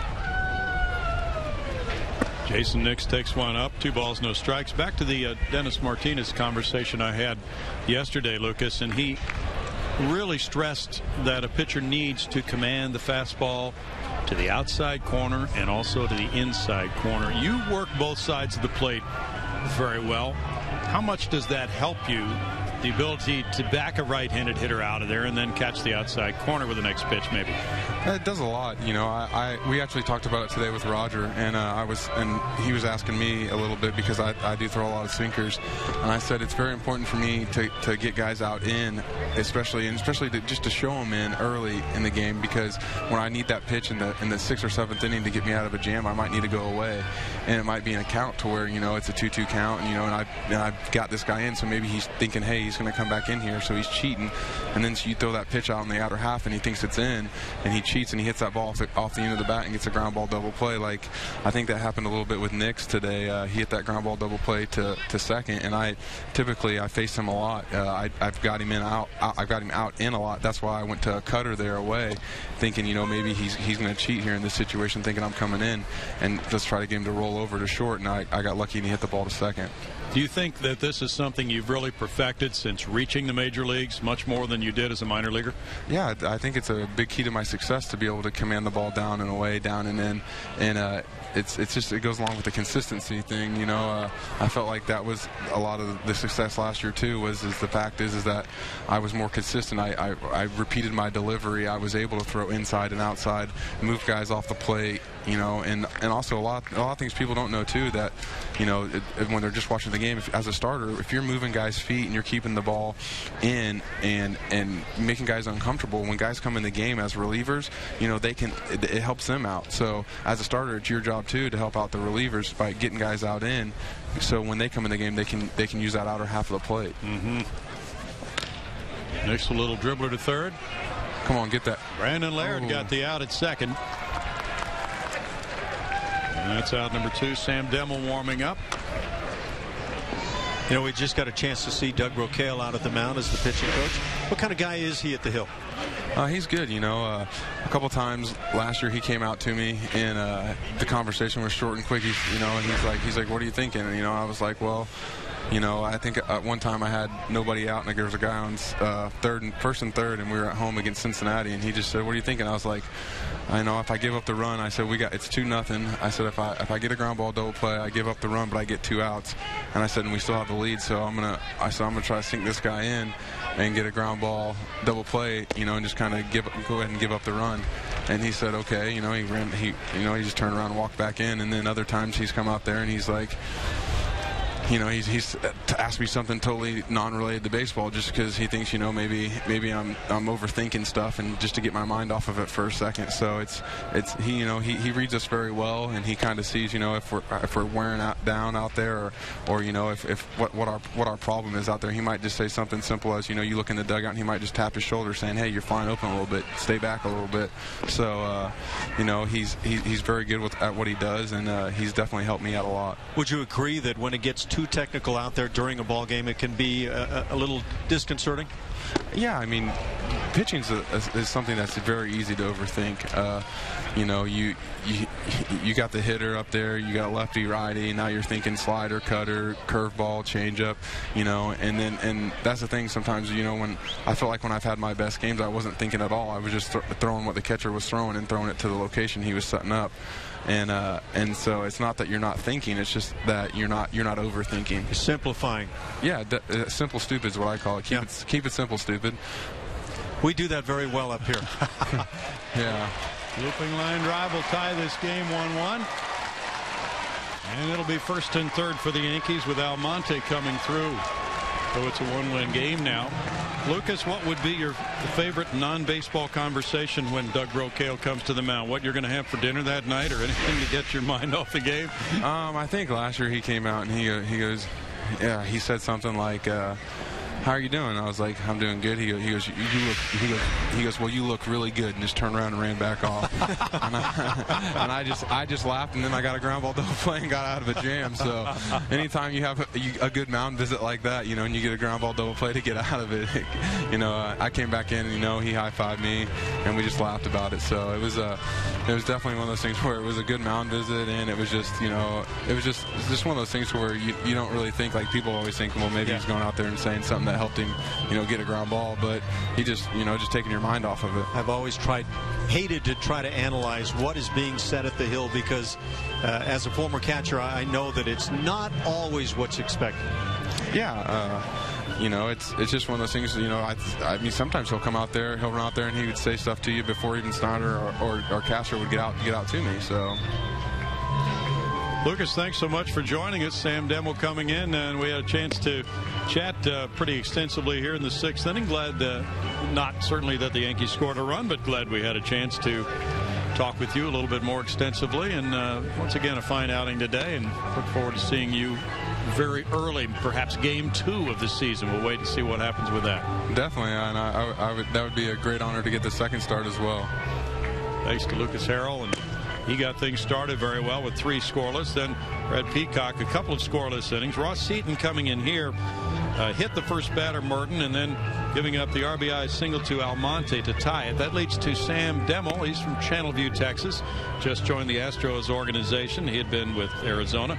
And it'll be Matt Diaz coming up next. He's 0 for 2 as Demmel tries to get out of this first and third 2-out jam. Ash? For Seaton, maybe the key of the inning, not giving up the leadoff hit batter or the base hit with 2 outs to drive in the run, but in between, that failure to maybe get a double play on a ground ball back to the mound that says double play right from the start.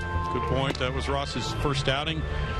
He's a Houston guy, went to Second Baptist, and he'll get another chance this spring. You know, usually in spring training, if a young pitcher like Ross Seaton, who's getting his first real break in Major League spring training, has an outing like that, the pitching coach will go up to him and say, we're not going to count that one.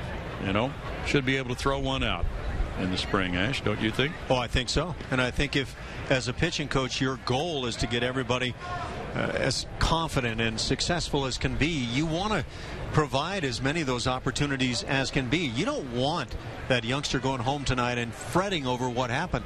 Here's what we saw, and tomorrow maybe we'll come back and get some work and see if we can get it even a little more honed the next time you're out there. Now it's Diaz versus Demmel. Demmel pitched only once for Arizona last year. He was at Reno their AAA club for 56 games. It's a foul ball there, strike one. He had pitched, though, more extensively in 2010 and 2011 for the D-backs. He had been drafted by Oakland in the third round in 07, then traded for Connor Jackson in June of 2010. Went to TCU, where he was a reliever there, but he also has been a starter at some point in the minor leagues. He's been a reliever primarily in the big leagues.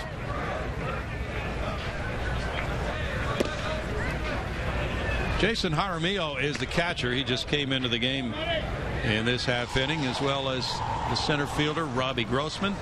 Brandon Laird is at third base. And Martinez, the pinch runner, who relieved Altuve at first in the bottom of the last inning, stayed in to play second. Jose Martinez. 5 hits for the Yankees, 3 for the Astros. And that one moves Diaz off the plate for a 2-ball, 1-strike count.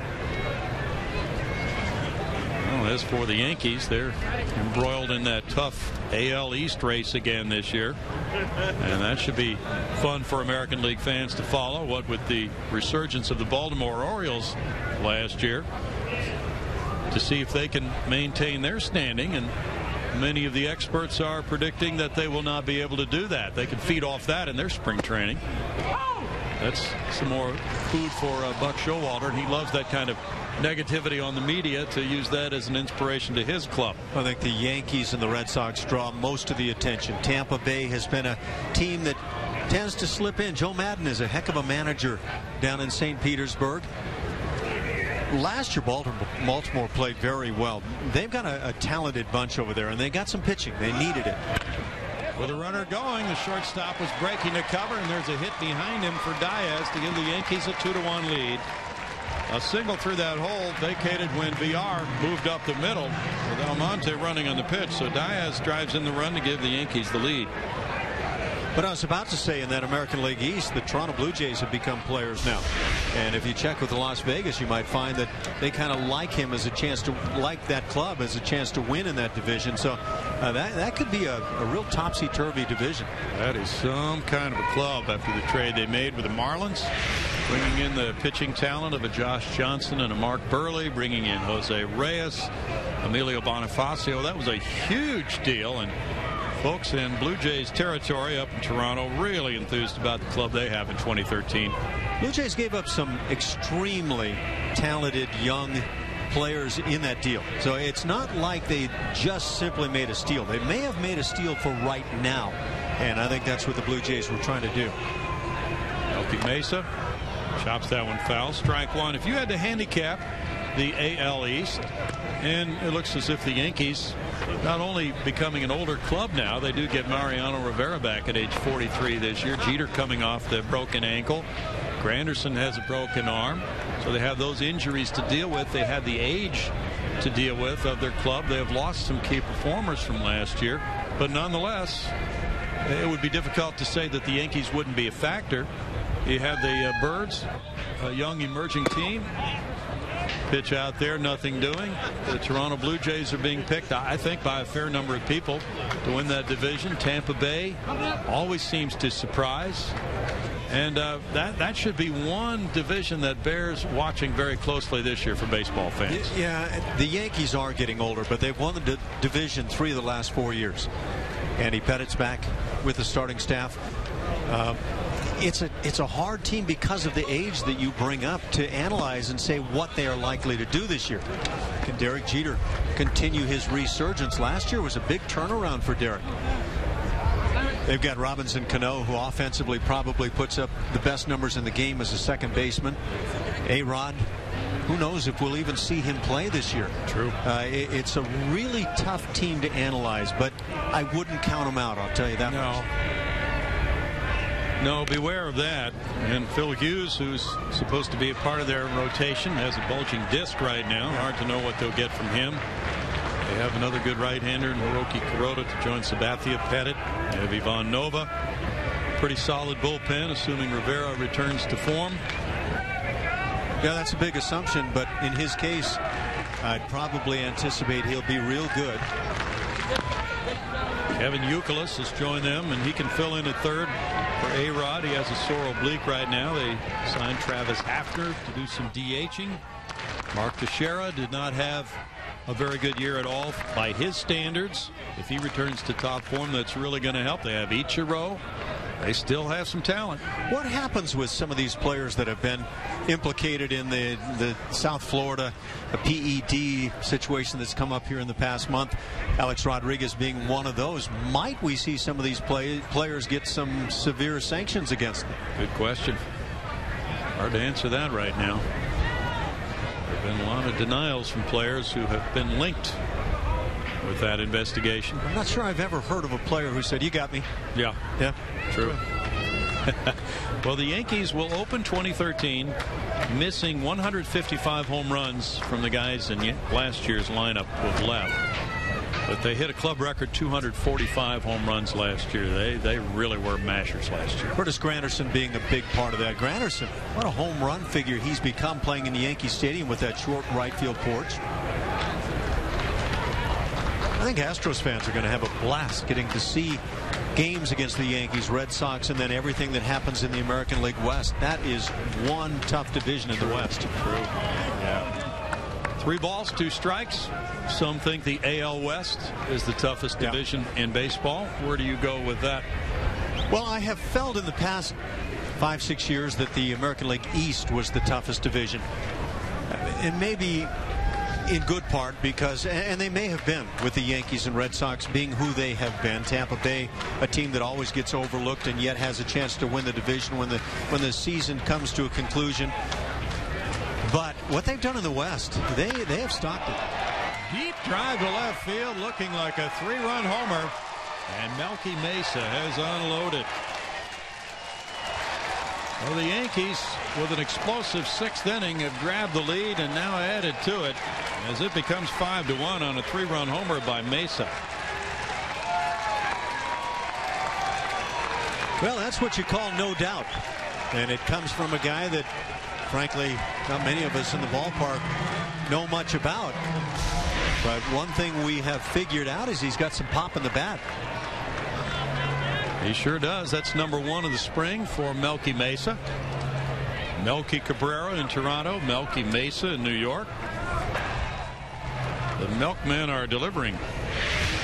He's 26. He hit 14 homers at Trenton, 9 more at AAA Scranton last year, and had just 2 at-bats as a Yankee.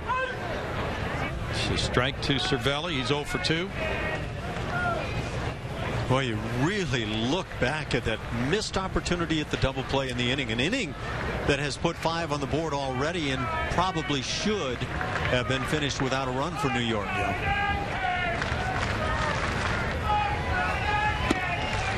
Well, one thing about spring training that can be very helpful is using mistakes as learning opportunities. And if I'm Bo Porter, and I don't think he needs me to discuss it at all, he'll probably be saying to Doug Brocail and anybody who works with the pitching staff defensively, we need some extra work on that pitcher's fielding practice. 1 ball, 2 strikes. You know, when you look at the career of a guy like a Greg Maddux and how much he helped himself just as a fielder, it was incredible. And how often he induced hitters to hit the ball up the middle to him. He was the 5th infielder and then some. He was. And so many pitchers, really, if you watch the way they fall off and provide no defense, they are less than an infielder out there. And sometimes when they do manage to make a play with the glove, they mess it up with the arm. And do you find that quite often it's tougher for a pitcher to shrug off his own error than the error of a teammate? Might be that. And you tell infielders, outfielders, don't let it bother you on the next ball hit your way. But the next ball that the pitcher deals with is coming right out of his hand. Yes. That's what's so different about this sport. The defensive team initiates the play every time, and that's why people love it so much. It is that different from the other sports, and it always seems to come down to making plays in those tight games. Well, you look at the Astros, and they've got to get better offensively, and I think they've got a good chance of doing that. They've got to get better on the mound. Time will tell. They've got to get better defensively and help themselves out from the mound. Right. And without the defense playing solidly behind, even if you score a bunch of runs early, and Bo Porter talks about trying to get ahead early and defend late, you may not have that chance to defend if you cough up the runs like this. Sure. And quite often in a baseball game, there's a tipping point, a play not made that can mushroom.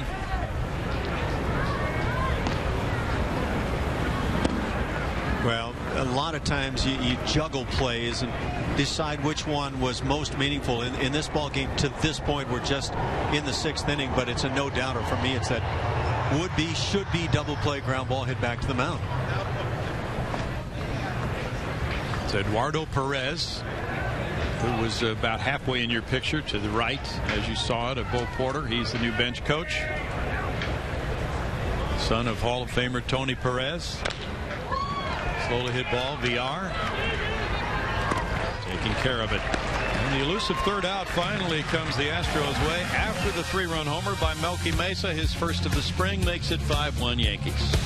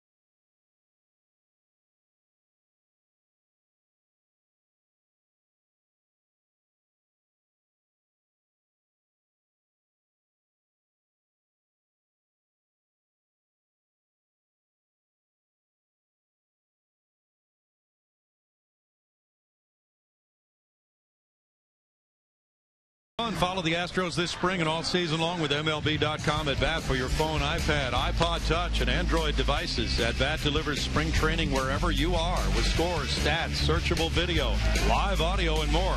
Text At Bat to 31826 or visit Astros.com for details. Or if you see Alan Ashby at the ballpark, ask him how this crazy thing works. I'm hiding out, not easy to find.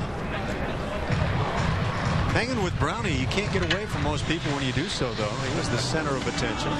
There's the center orbit. The brand new orbit, the 2013 version. Kind of redefines taking one in the ear, doesn't it? We have a new catcher, Austin Romine, in the game. Kevin Mahoney's at third base for the Yankees. There's number 97, Mike O'Brien. We've got the O'Brien-Mahoney combination out there for the Yanks. Mike came in, gave up the Rick Ankiel homer, but now it could be the winning pitcher as Carlos Pena leads it off in the 6th inning.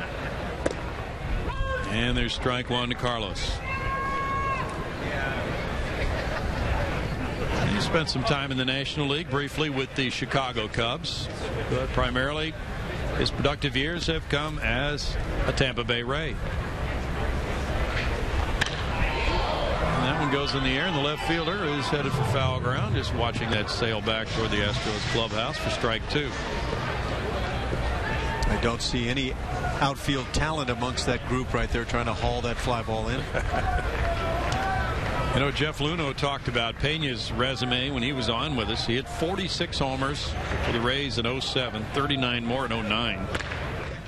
This one goes, and the shift was on, and it gets by the third baseman, Kevin Mahoney, loops over him into left field. He was the only guy who had a chance to make that play, but Pena just looped it over him, and he gets a little pop fly single. Dave Clark likes that. Not sure what was on the mind of Carlos Pena. You'll see right here, not the best of swings. Kind of fights one, but he comes up with the base hit, and bottom line, I guess that's all that really matters. Not a great jump there by the third baseman.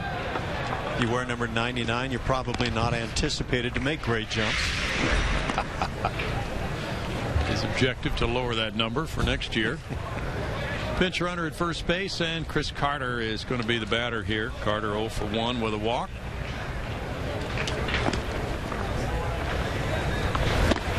And there's strike one.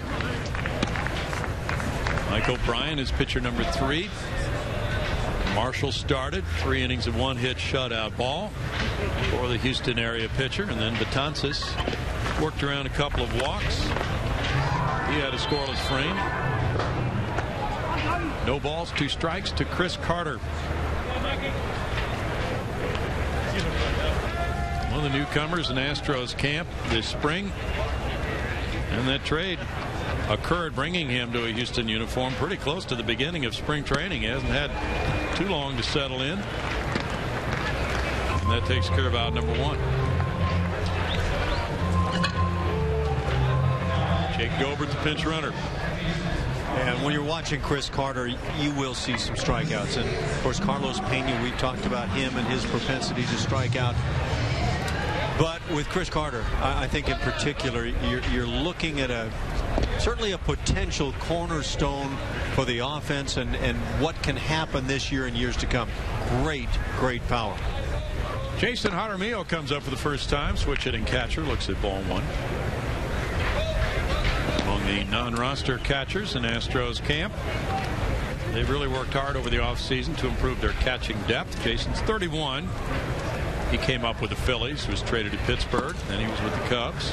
Last year he was in the minor leagues all season. The Astros signed him to a AAA deal as a free agent in January. He's an Oklahoma State guy.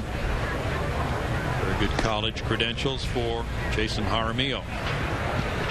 235 major league average, and he's had 336 at bats. 2 balls and a strike.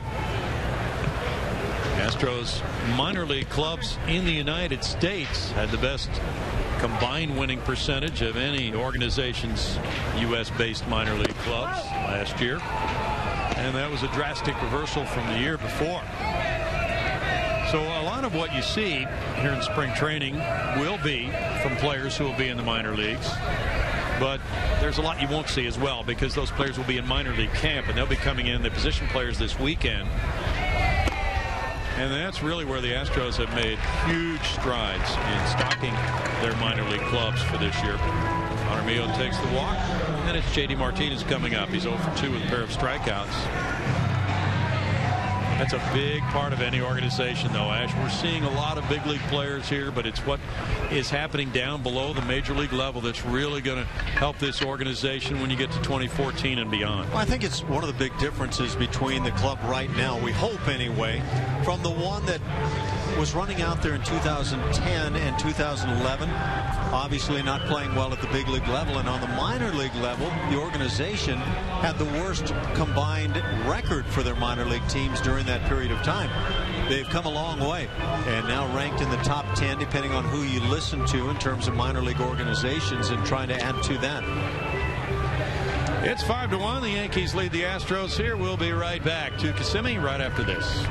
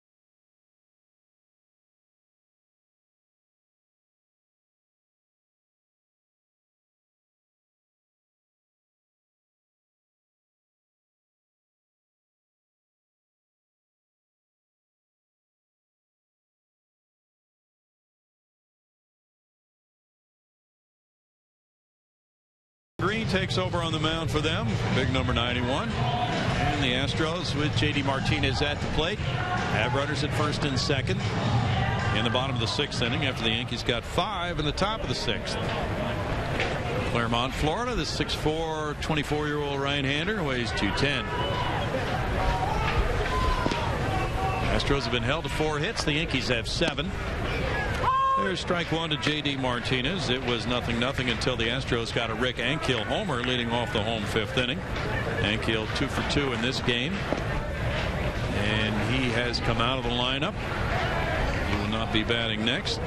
J.D. Martinez hopes to be part of a very big inning here. Taking that one for a ball for a 1-ball, 1-strike count. J.D.'s nursing situation with the bone in his left hand, the hamate bone, being sore. So he's got that wrist guard on. He's getting treatment, and he's choking up on the bat a little bit more than he used to with the left hand. Not being subjected to quite as much pressure that way. 1 ball, 2 strikes. You know, a lot of guys, Ash, put that left hand down over the knob, right-handed batters. So they're actually gripping the knob in their hand, and I think that leads to a lot of these hand injuries. But they want to try to create as much leverage as they can. I have that same tendency, especially batting left-handed. I like to drop the knob into one of the fingers. I always felt like it was a kind of a point from which I could pull the bat. And so there's a feeling once you start doing something, it's hard to change. But there's the other way, the old style way. How's that one? Still 2 balls, 2 strikes. You get a chance to see a lot of players in an organization in a spring training game sometimes, especially when they get crazy, as many of them do. Mark Krause is on deck.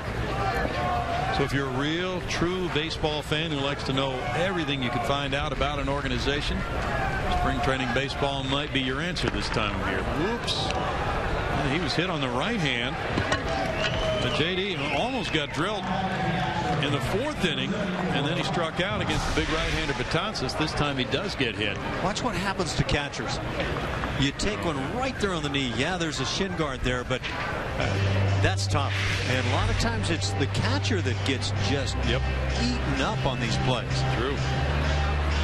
What do you mean he gets to take a base? What about me?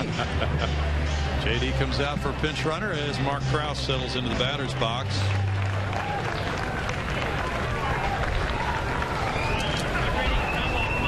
Pinch runner on at first as Krause tries to advance the inning with the bases loaded now. Mark's 25 years old. He's from Deschler, Ohio.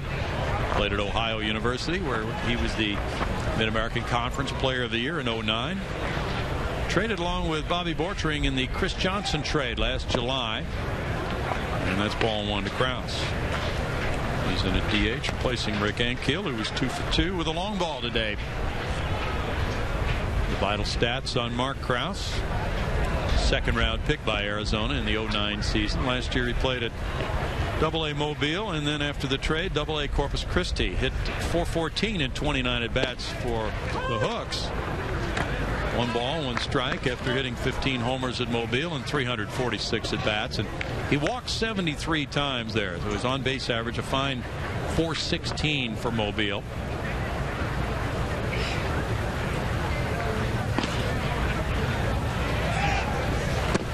For those of you who are into that sort of thing, and many who would watch a spring training game on a Thursday afternoon are, Ash. You better be. It's a requirement. Yeah, enjoy the weather wherever you happen to be seated. Kind of nice stuff. Be hard to beat a day like this. In the dirt, and it's 3 balls and a strike. Brandon Laird on deck for the Astros. This is the first telecast for the Astros on the brand new Comcast Sportsnet Houston setup, and first of 10 spring training games. We'll have one with the Cubs coming in to Minute Maid Park at the end of the month of March. The others will be from Florida. And Bill Brown and Alan Ashby working this game for you today. Another one coming your way, same time tomorrow as today, 11:30 for the pregame show. 12 o'clock game time, Central Time. And then Jeff Blum moves into the picture next week to work with Ash and do some more games from spring training. I think it's going to be fun. I think Jeff is going to be very good. Great personality, and when he was one of the players in Houston, he was one of the turn-to guys in terms of interviews. Absolutely. So he'll have the same kind of pressure an umpire has when he's hired. He'd be expected to be perfect the first day and then get better after that. That's exactly right.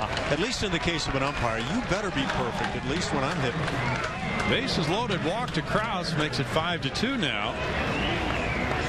And it'll bring up Brandon Laird for the first time. The Yankees with some wildness from Green. Now he's getting a visit, leaded by 3, and there's one out in the inning as the Astros hope to return the favor after a 5-run Yankee 6th. Ross Seaton in 2/3 of an inning in the top of the 6th allowed 1 hit, 3 runs. They were all unearned.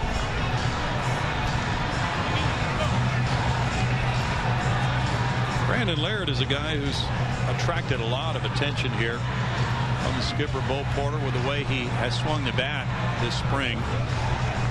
He just likes the way Laird commands the strike zone with his bat. Feels that he could be a contributor even if he is not an everyday player. He thinks that he has the type of approach that could work as a pinch hitter from time to time. But I think Bo's going to keep everybody involved. I think he's going to give players at least periodic starts from the sounds of things. There's strike 1. I think when it's all said and done for Bo Porter, it's probably wise to have maybe a player or 2 make this roster, guys that weren't anticipated to make it coming in, because he has told the players, if you play well, you've got a chance to find your way into the fold. That's hit well to right center field toward the 410 sign for Brandon Laird. And Laird takes the tour on a grand slam home run. And the Astros have the lead again in a crazy 6th inning in Kissimmee. So Laird goes deep. That's his 3rd hit in 8 at-bats this spring. And the Astros are in front 6-5. And for Brandon Laird, it is welcome to the intense spotlight time, because he is going to get an even further look now. That nice steady hands, obviously the body with a lot of movement, and then drives it, taking advantage of a wind blowing out a bit toward right center field. But that's a big part of the ballpark. First home run for Brandon Laird. Now Jonathan Villar looks at ball 1. What a 6th inning here in Kissimmee. The Yankees got 5 in the top half. The Astros have scored 5 in the bottom half so far.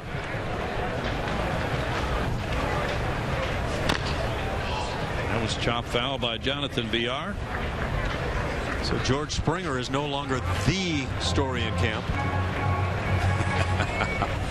Tell you what, with the heroics that Springer provided yesterday with 2 homers and 5 runs batted in, now Laird in his first at bat of the day, delivering a grand slam, lifting his club in front 6-5. There's been some offense to talk about. Laird showed that he has a thirst for greatness. That's to left field and caught as Villar makes out number 2 of the inning. That's George Springer. Yeah, that's the guy that lit it up yesterday, but he's been lighting it up all spring. Everybody's been watching George Springer, and I don't think it's going to stop. Very talented young man from the University of Connecticut, 1st-round draft choice. And he is a very good package of good defensive abilities, speed, power. Now this one goes in the air, and Martinez has chased the center fielder deep. Oh, it drops on the warning track. He's going to keep running and head for 3rd. Here's the relay to 3rd base. Martinez hits the deck, and he's in there. Garcia, the young center fielder, is going to find they don't believe that that's an outstanding play in center field in New York. Play obviously should have been made. So when you look at a base runner going hard and taking 3 bags on this play, good to see. His name may be Adonis Garcia, but they will not be making any Greek statues of that play. Martinez hits the deck. So 6-5, the Astros pressing for more, and it's Robbie Grossman batting. Cy-Fair High School in Houston, Texas. Grossman looks at ball one. A switch hitting outfielder who came from the Pittsburgh Pirates in the Wandy Rodriguez deal. Grossman is another of those players obtained by Jeff Luhnow, who has carried high on base averages through his career. An intriguing guy who draws a lot of walks, runs well, good defender, somebody to watch for the future. 3 balls, no strikes to Grossman. Well, the Astros had hit .321 as a team in their first 6 games coming into this one. This offense coming around late today. They had no runs on 1 hit through 4. Now Grossman takes the walk.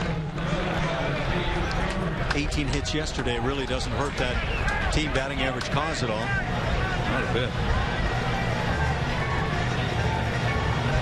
And Green suffering at this stage of the game. He's given up the lead. The grand slam by Laird, giving the Astros that 1-run margin right now. Jake Gobert coming up. I guess part of spring training for the broadcasters is getting your scorekeeping tools back together. Good luck with that. On a day like this. How's it coming for you? Not well, but it was going great for about 5 innings. Yes, it was. Where's Lucas Harrell when we need him?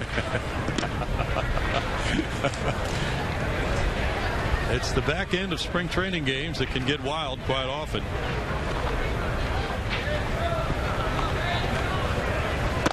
Gobert takes a look at that one, and it's high, ball 1. Jake, 25 years old. He's from Hoffman Estates, Illinois. Went to Northwestern. Played at Corpus Christi most of the year. Just a few at-bats at Oklahoma City. He hit .304 at Corpus. Had 9 homers and drove in 53. And he's another guy with an eye-popping on-base average. .399 was his on-base average for the Hooks. He had 55 walks and 57 strikeouts. That's kind of balance a lot of stat freaks like to look for. And watch that particular type of player. He was a 13th round pick in '09 from Northwestern. This one goes toward foul ground in left field, and that loops in for a hit. Another run coming home to make it 7-5. Gobert in, and he is safe at second with a pop fly double. Driving in a run.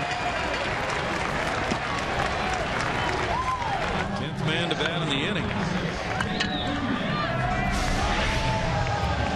That's not how hard you hit him a lot of times. It's where you hit him. You're going to hit it in the air, a little pop up like this. Find a spot down either side. Big Nate Fryman's going to come up to hit. I think when Joe Girardi, the skipper of the Yankees, finds out about what went on today in Dunedin, or rather in Kissimmee, he's going to be glad he didn't make the trip. Oh, you bet. We'll be right back with the score 7-5 Houston.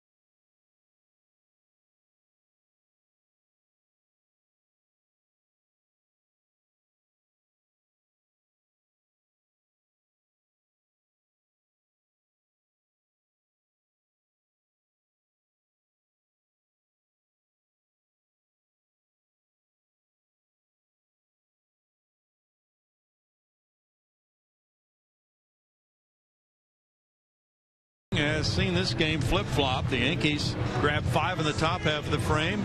They took a 5-1 lead. Now the Astros have bounced back with 6 in the bottom half. They lead at 7-5. Vidal Nuno, a lefty, has come out of the bullpen.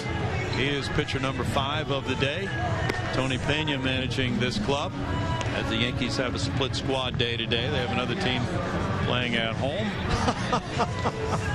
What's so funny? Where did Vidal play last year? I'm not sure. 5'11". He looks taller than that, too. He really does. It's one of those days to learn your Yankees.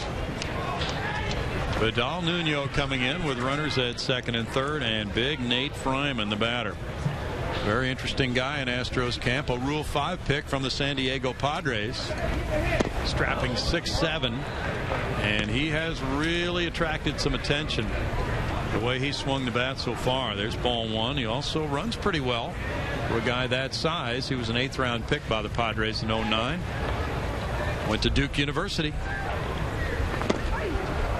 He had a big year, Ash, at San Antonio, hitting .298, 24 homers, 105 runs batted in. If he doesn't watch out, he might find himself having a year in Houston. This guy is creating a bit of a stir here in the camp. He is. Yeah, there's been a stir in several different areas. It's been a pretty interesting first week. 2 balls and a strike to Fryman. Fryman is 5 for 13 this spring. 2 of those hits doubles, and he's driven in 3. He's just so impressive physically.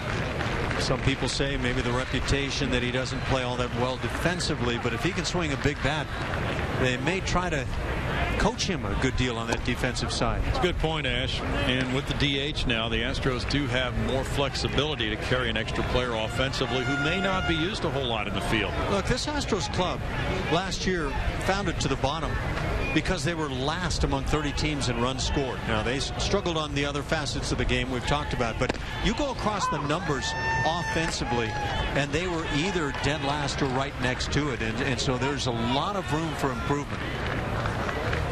There is. And since the 40-man roster that was a Houston club at the end of last season, 20 of those players have turned over. That's a big turnover. Strike 3 call ends it in the 6th inning. The Astros come up with 6. They get a grand slam from Laird to take the lead, and then they extend it to 2, leading it now 7-5. Nuno works that off-speed stuff pretty well.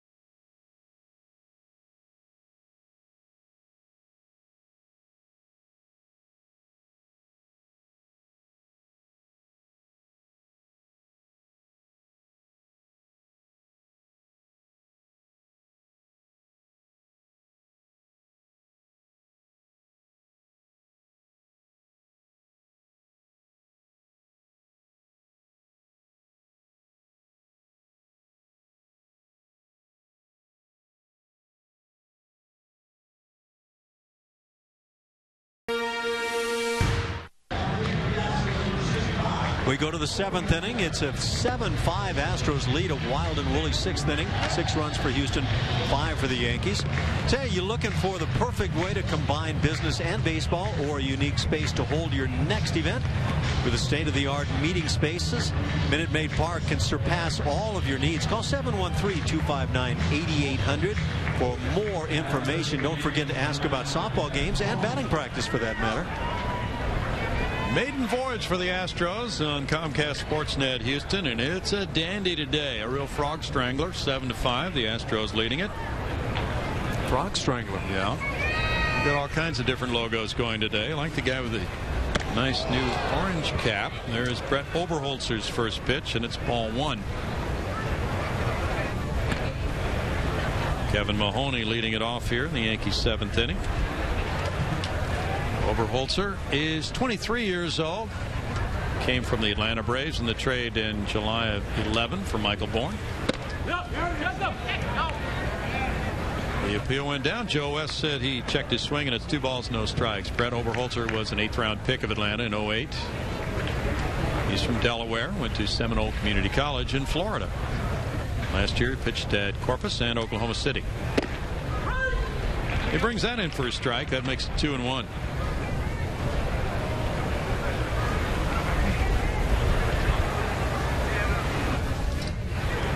Each club with 7 hits. The Yankees have the only error. That's a swing and a miss.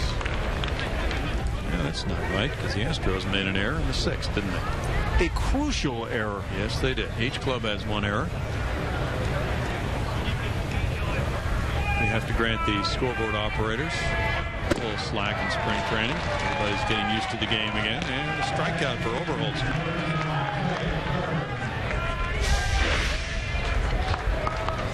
Well, when you're the left-hander on the hill and you get a chance to face some left-handed bats, you want to take advantage. This pitch not maybe in a great location, but nonetheless the punch out. Greg Bird's the batter. There's a good location for Oberholzer. Strike 1. Last year, Brad was 5-7 at Oklahoma City with a 4.52 ERA.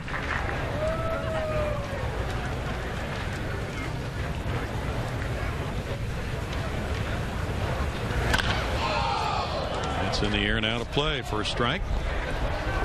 Tomorrow it's the St. Louis Cardinals here. Bud Norris versus Joe Kelly. Bud has been a Cardinal killer in his career. I mean, he had some of his best games against Albert Pujols and company. It's so different for a lot of people this spring for the Astros now that they're an American League club. Looking for different rivals in a brand new circuit. No balls, 2 strikes. But the Astros will play the Redbirds this year, so Bud may be facing them again during the regular season. I would imagine the assumption would be that the Rangers will be the immediate rival. I don't know if they've really been a rival through the Silver Boot years. I'm not really sure, but well, there's a lot to see in that Angels club. That's a talented bunch, and Mike Trout is really something. He is something. And you know, we were talking about George Springer earlier, and could he make this club? And I think it was Jeff Luhnow or Bo Porter said, well, look at Mike Trout, what he did for the Angels last year. It's such a great point. And I think it was Bo Porter talking about that. I thought it was right on the money, too, as that pitch is close to on the money. The point being that, look, the Angels started the year with Mike Trout in the minor leagues. And some people might have said, well, he's likely to get a chance at some point during the season.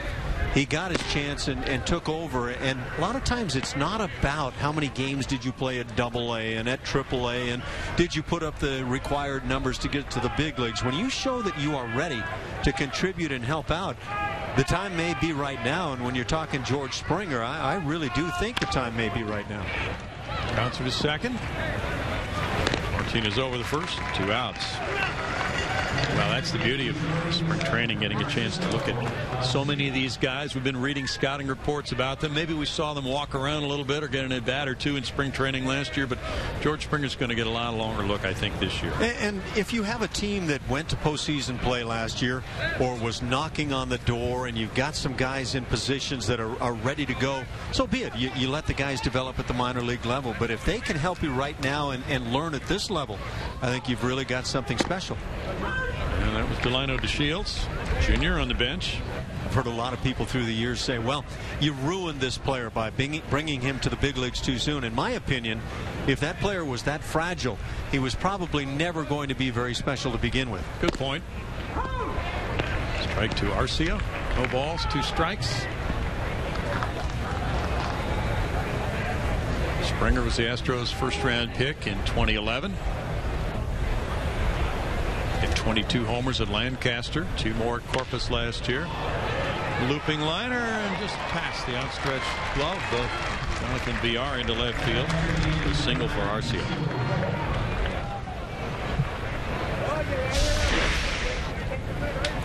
Yeah, we've seen a couple of these little jam shot loopers get beyond the shortstop position. Kind of wonder if maybe a better jump wasn't in order right there. Possibly so. Now Culver's the batter, Cito Culver.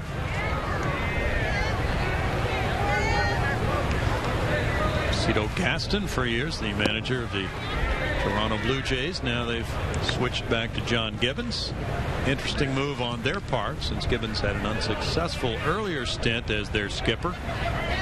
But from all reports, things are going very smoothly for him in Blue Jays camp as they try to challenge the Yankees, the Orioles, and those other AL East clubs. With all that talent we talked about earlier, and well, you realize as we look at teams in spring training, Ash, how much depth can be required for any given major league team over a big 6-month campaign that's about to begin at the end of this month. Tony Pena knows full well the number of players an organization can go through at the major league level if things don't go well on the injury front, or there can be major trades. Especially on the pitching staff. Yeah. I just don't think you can leave camp with your 11, 12 pitchers, whatever it may be, and think, hey, we're set.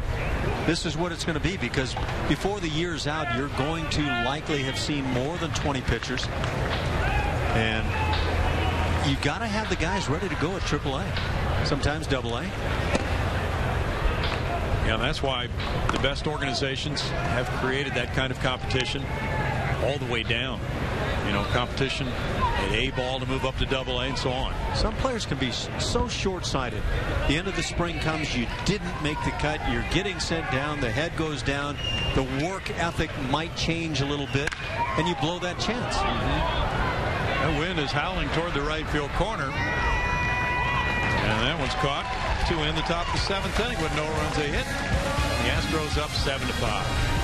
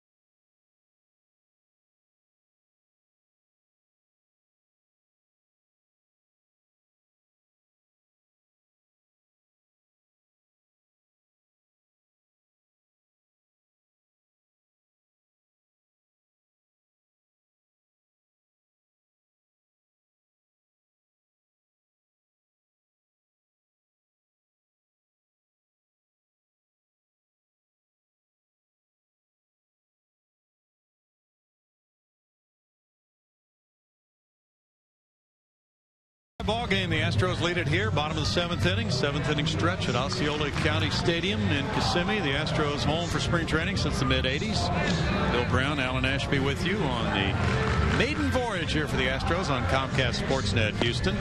And there's a lot of new to talk about, including Bo Porter. John Maley is new, the hitting coach. Dan Radisson is back from last year. He's the assistant hitting coach. Doug Brocail returns from last year, as does Dave Clark, who switched across the diamond to first base. Newcomer Dave Tremblay gets the third base coaching assignment with Eduardo Perez, another newcomer. The bench coach, Dennis Martinez, joins the organization from the Cardinals as the bullpen coach, and Roger Clemens has returned to work as the special assistant to the general manager. He's in minor league camp. This is his second visit to minor league camp this spring. How'd you like to be one of the minor league pitchers and Roger Clemens steps onto your field and starts to impart wisdom your way. Oh, I would imagine that's time to listen. it certainly is. There's a line shot to third. Jason Jaramillo hitting into some tough luck there. Well, not only because of what he accomplished, but he's a good teacher, too. He really seems to love this game. Yeah. Whether it be with his kids that he's out throwing batting practice to, or whoever the case may be. I remember one day when I was with the Astros still as a broadcaster, and Roger was one of the pitchers. And prior to batting practice time, I came bopping in, all dressed and ready in slacks and dress shoes and ready to go. And Roger said, "Come here." Threw me the catcher's mitt, told me to get behind the plate, and he had some work to put in. And stuck me back there. I had no mask on, again, street shoes and the whole bit. And man, what a treat that was. And actually, when it was all said and done and I came out unscathed, he had a little praise for me, and I had a little praise for good fortune, and you know, it was one of those kind of special moments that kind of sticks with you. It's nice to have Roger Clemens care that much. Jimmy Paredes with a pop-up, caught for the second sacker. That's out number 2. Good thing you didn't wear your tuxedo to work that day. Well, I considered it, but you know, Roger had warned me the night before, no tuxes tomorrow. Well, Jimmy Paredes, who's in the mix, trying to return and get some major league playing time. Hit that one on the infield. And with 2 outs now, the Astros try to get a rally going. Leading 7-5. They've come from behind. They trailed 5-1. They've had a few come from behind wins this spring. Brandon Barnes, the man you may have seen a few times on highlight catches last year for the Astros, batting for the first time in this game. 283 with men in scoring position. Brandon got some quality playing time for the Astros last year, and he did make that impact defensively. He is having a nice spring. 3 hits and 9 at-bats, including a homer. He hit the first home run of the spring for the Astros. And a guy who's worked very hard, played winter ball to try to improve, and this is another opportunity for him this year. With an improved outfield core vying for those spots. And Brandon can play center and play that well, so that gives him an edge on some of the other guys. If you've got the speed, you've got the jumps out in the outfield, that helps you a great deal. But eventually, for most guys anyway, other than that exceptional defensive player, maybe middle infielder, maybe center fielder, you better swing the bat at some point, help the club out offensively. Everybody takes pride in the offensive side of the game anyway. Yes. And, you know, you have to judge players based on the pitchers they face in spring training. Did he get his hits off a major league pitcher, or all of his hits off guys who are going to be in AA and AAA? Line drive into right center. And Barnes will take the turn as the ball's backhanded. He's still going into second base. He's a hustling player, and he has a double. Well, here's a thought. I used to feel like the major league pitcher, the guy that knew he had the club made, was the guy I wanted to face in the spring. And there may have been multiple reasons, but I felt like he was the guy that was just out there trying to hit his spots, trying to, you know, get himself ready to when the bell rings for opening day. And that minor league pitcher was the guy out there humping and sweating and grunting and groaning, and you didn't know where the ball was going to go. And I really would rather face that big leaguer. Barnes in with a hustling double. Now it's Brandon Laird. He's the guy who turned this game around with a grand slam in the 6th inning to give the Astros a 6-5 lead. Looking at ball 1. Nice short stroke on what turns out to be the long ball. And that's what the guys like about him so much. Well, he takes this curveball very well. Curve or slider, big breaking ball that dips under the knees. There's a tendency to have the front hip flying open when you see that pitch initially, but he took it very quietly. He was a Yankee, but the Astros claimed him on waivers last September. He had been drafted by the New Yorkers in '07. Brother of Gerald Laird, major league catcher. Brendan's from Cypress, California. He had 21 at-bats for the Yankees in 2011, 35 at-bats for the Astros last year. Played Played at AAA Scranton most of the season, where he had 15 homers and drove in 77 runs. And he can play first and third. Looks to me like he's got a clue with the bat. Yeah. As you know, Ash, when you're constructing a major league roster, you don't have all guys that you project are everyday players. You have to have guys who know how to handle the bench roles. Yeah. If that's what you're assigning them to do. Well, sometimes you'd love to get a big star that helps you out on the bench, but that big star may be so unhappy with sitting on the bench that he ruins not only his own season but others around him. True. Some guys require more playing time than others to be effective hitting. And then you get the Greg Grosses of the world who are just good pinch hitters, and you know they're golden because they don't have to have many at bats as a starter. Watching Laird, I wonder if he might have the potential to be that kind of guy. He's got such a quiet approach with the body and the hands that he looks to me like Altuve, that he might step to the plate, utilize the whole field, and when it's all said and done, put a lot of hurt on the opposition.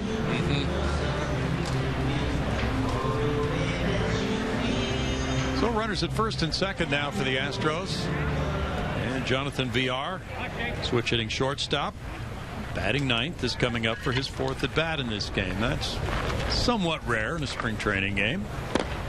And of course the at bats become something that the managers and coaches and general managers really watch. If they're setting up competition at a position, they really like to feel that the players involved in that competition get a reasonably similar number of plate appearances so they can say it was a fair fight when they make their decision.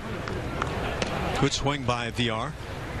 Sometimes you may have a day where you take an over. VR 0 for 3 at this point, but you get a couple of good swings on foul balls, and it actually leaves an impression on the skip and the hitting coach to say, you know what, that's a good swing he's getting up there. It's going to fall into place here real soon.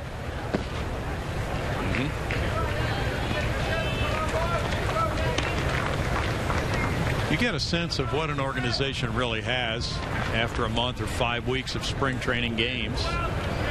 Even though players are headed to their various minor league clubs, the GM by then has a pretty good idea of what he might be able to call on during the regular season if needed. Grounded to first, VR hustling, but he is retired. And in the 7th inning for the Astros, it's no runs a hit, 2 men stranded. Moving to the 8th, it's 7-5 Houston.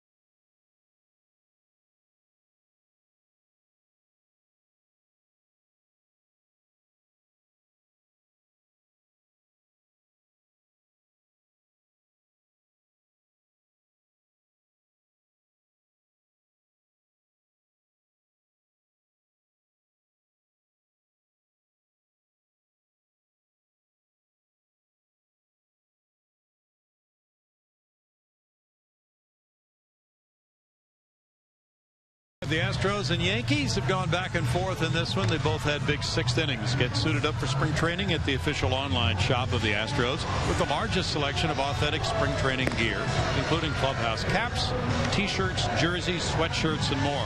Get set for spring at the official source, theastros.com shop. We'll see people wearing their gear here today. A lot of orange. The Astros with the orange spring training caps with the navy blue bill. And that's the way they look in spring of 2013. You'll see all those different uniforms come into play when they get back to Minute Maid Park for the opener against the Texas Rangers. The orange is back, and it looks kind of nice. Yes, it does. I remember when this club, when I first joined them back in '79, they were breathing orange fire. Yeah, they were. You bet. There have been a lot of different phases of orange throughout this organization's history. Walter Ibarra, the batter. Strike one. Oberholzer in there for the Astros. Pitcher number 5. Lucas Harrell started this game, went 3 shutout. There's a new cap. At least this version of it. And in this day and age, clubs wear different caps for spring training than they do for the regular season. So you can go a lot of different directions when you get outfitted with your Astros gear this year. Fly ball to center. That one heads back, and the sun is a problem. Oh, nice catch on the run for Grossman. There's a guy that's been intriguing folks with the Astros. Swings the bat well, has a good idea about the game, and goes and gets it in center field under very tough conditions. See how much the wind is impacting this game. That ball wasn't exactly juiced, and yet this ball headed right in the direction that the wind is blowing. Good play by Robbie Grossman in center. Cy-Fair High School product. And the wind is carrying it further and further. And Tyler Austin fouls it back. Strike one. Yeah, the wind alone can make it miserable for everybody defensively. Then you add the tough sun during the spring in Florida. It can be a nightmare. That's the kind of wind right there that should leave pitchers wanting to get the ball down with good sink. Here's another thing about judging results from spring training games. There's the level of competition, of course, at the time. And there is the condition you talked about, the wind. In a single deck spring training stadium, the wind has a lot more effect on play than a triple deck major league stadium, we'll say. Unless we're talking about Candlestick. That's true. That was a different animal. Completely. Wow. A nightmare at night. Day games were gorgeous, just like this one is today. But yeah, the wind is an issue here. The sun is an issue here. And with the number of day games in spring training, that is unlike what the clubs will be playing during the regular season.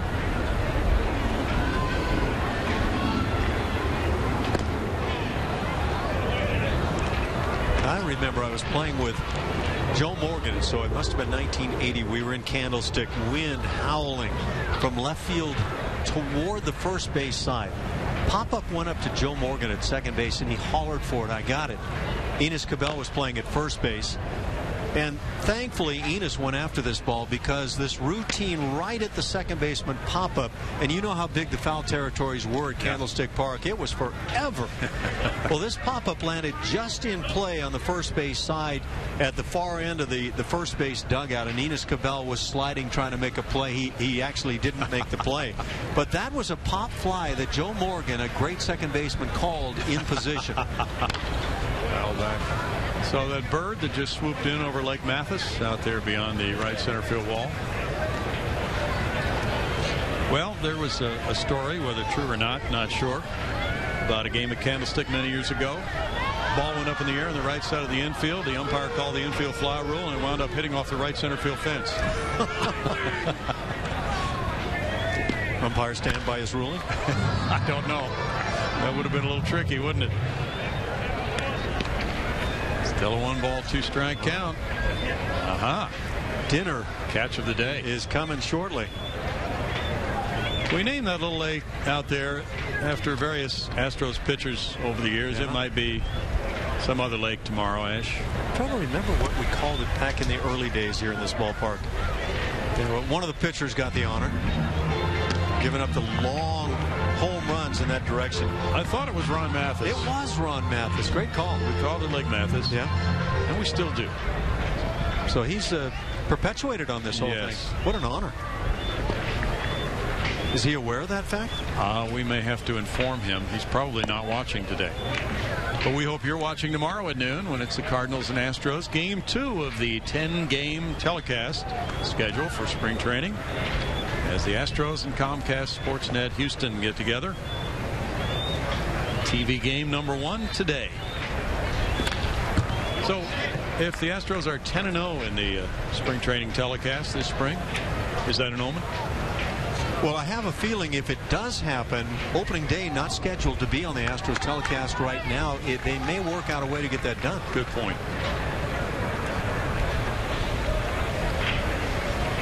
This will be the 11th pitch to Tyler Austin by Oberholzer. He shoots a line drive toward the right field corner. That does scoot. And then it caroms around on a warning track. Austin will keep going to third base without a relay. Stand-up triple. Well, the wind was behind it. The ball was scorched, and it hit and just took off into that right field corner.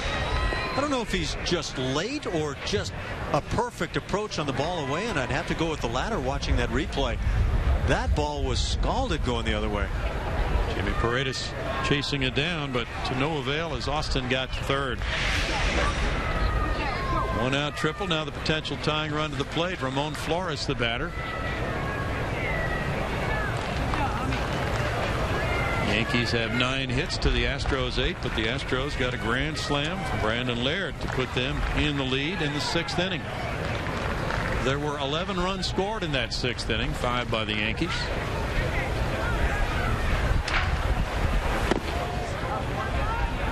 So who's the best team in baseball right now, Alan Ashby? Well, if you let Las Vegas talk, it might be the Toronto Blue Jays. I just heard the other day that the Blue Jays have been installed as the favorite to win everything. I don't know that that's necessarily the case. I might have to think on that one a moment. What do you think? Well, they're certainly one of those who would be picked by many. I think the clubs that we've talked about in the American League West would have to be considered. Texas has been finding their way right to that point. Boy, did they blow it late last year, but the Angels they have to be in that conversation. Yeah, I think the Angels are among the very best teams. Yeah, the funny thing is the Oakland A's won that division last year, and that came out of nowhere. But yeah, those are very good clubs. I don't know. What is it about the Cardinals and the way they find a way to be so good late in the season? Good organization. Yeah, should be pretty good again this year. Bruce Bochy. Man, what a fine job he did managing the Giants. He did. And pitching usually rules the day among the best teams. Next door locker mate of mine, Bruce Bochy, back in the 79, 80, 81 years with the Astros. Had no idea that Boch was going to be a manager. Yeah, isn't that something? Good breaking ball. Catches him looking for a strikeout. Nice. Freeze that left-hand hitter. You can see the early movement of the right hip, that lead hip. Watch it open up. Once you do that and the hands drag, there's just no chance to handle the off-speed pitch. Adonis Garcia, the batter now.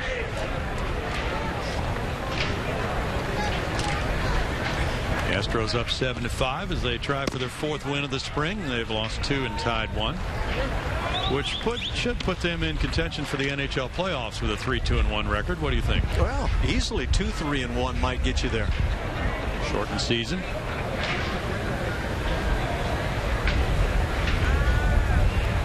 And the main thing, though, the Astros have their share of split squad games. The Yankees are playing a split squad today because of all the players they want to see. They have a lot of interest in these minor leaguers who are pressing. Well, you talked about 81 players in camp for the Yankees. Yeah, that's a lot of people to look at, isn't it? Astros have 61. I think you have to have the names on the backs that way, don't you? Oh, it's just for the manager. Yeah. Now, Larry Durker, when he was the Astros manager, was very kind to broadcasters. Whenever he would make a substitution in the game, it would always be a straight-up change in the batting order. Those are helpful, too.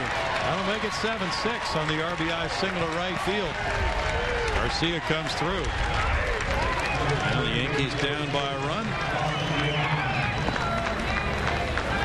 It's 10 hits for them. And some very pretty hitting here in the 8th inning by a couple of right-hand hitters going the other way. Pitch up, gets on top of it. You could see that barrel of the bat not coming from down below the ball, but instead directly to the baseball. Good hitting. Bo Porter has another lefty warming up in his bullpen. Oberholzer coming out with a score, 7-6 Houston in the 8th.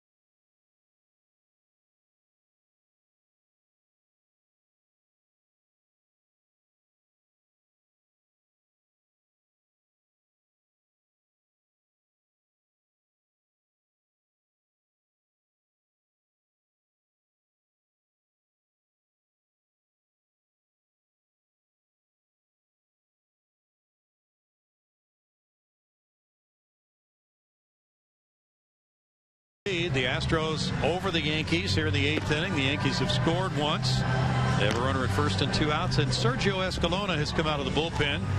He's pitcher number 6, and he missed all of last season after left elbow surgery. He's 28 years old. There you see his 3-1 major league career record in 63 games, 14 of those with the Phillies in 09. The Astros got him in a trade in 11, and then in 11 he had a good season for them, 2-1 with a 2.93 ERA. Facing Austin Romine. This will be Escalona's second appearance of the spring. He gave up 3 hits and 5 earned runs in 1 inning in his first. A chance for him to come in a 2-out situation here, put out the fire, and send the Astros to the bottom of the 8th, still holding the lead by 1. Sergio is from Lara, Venezuela. Phillies signed him as a free agent in 04. Bo Porter would love to have 3 lefties in his bullpen. Not sure it's going to work out that way, but it sounds as if a minimum of 2.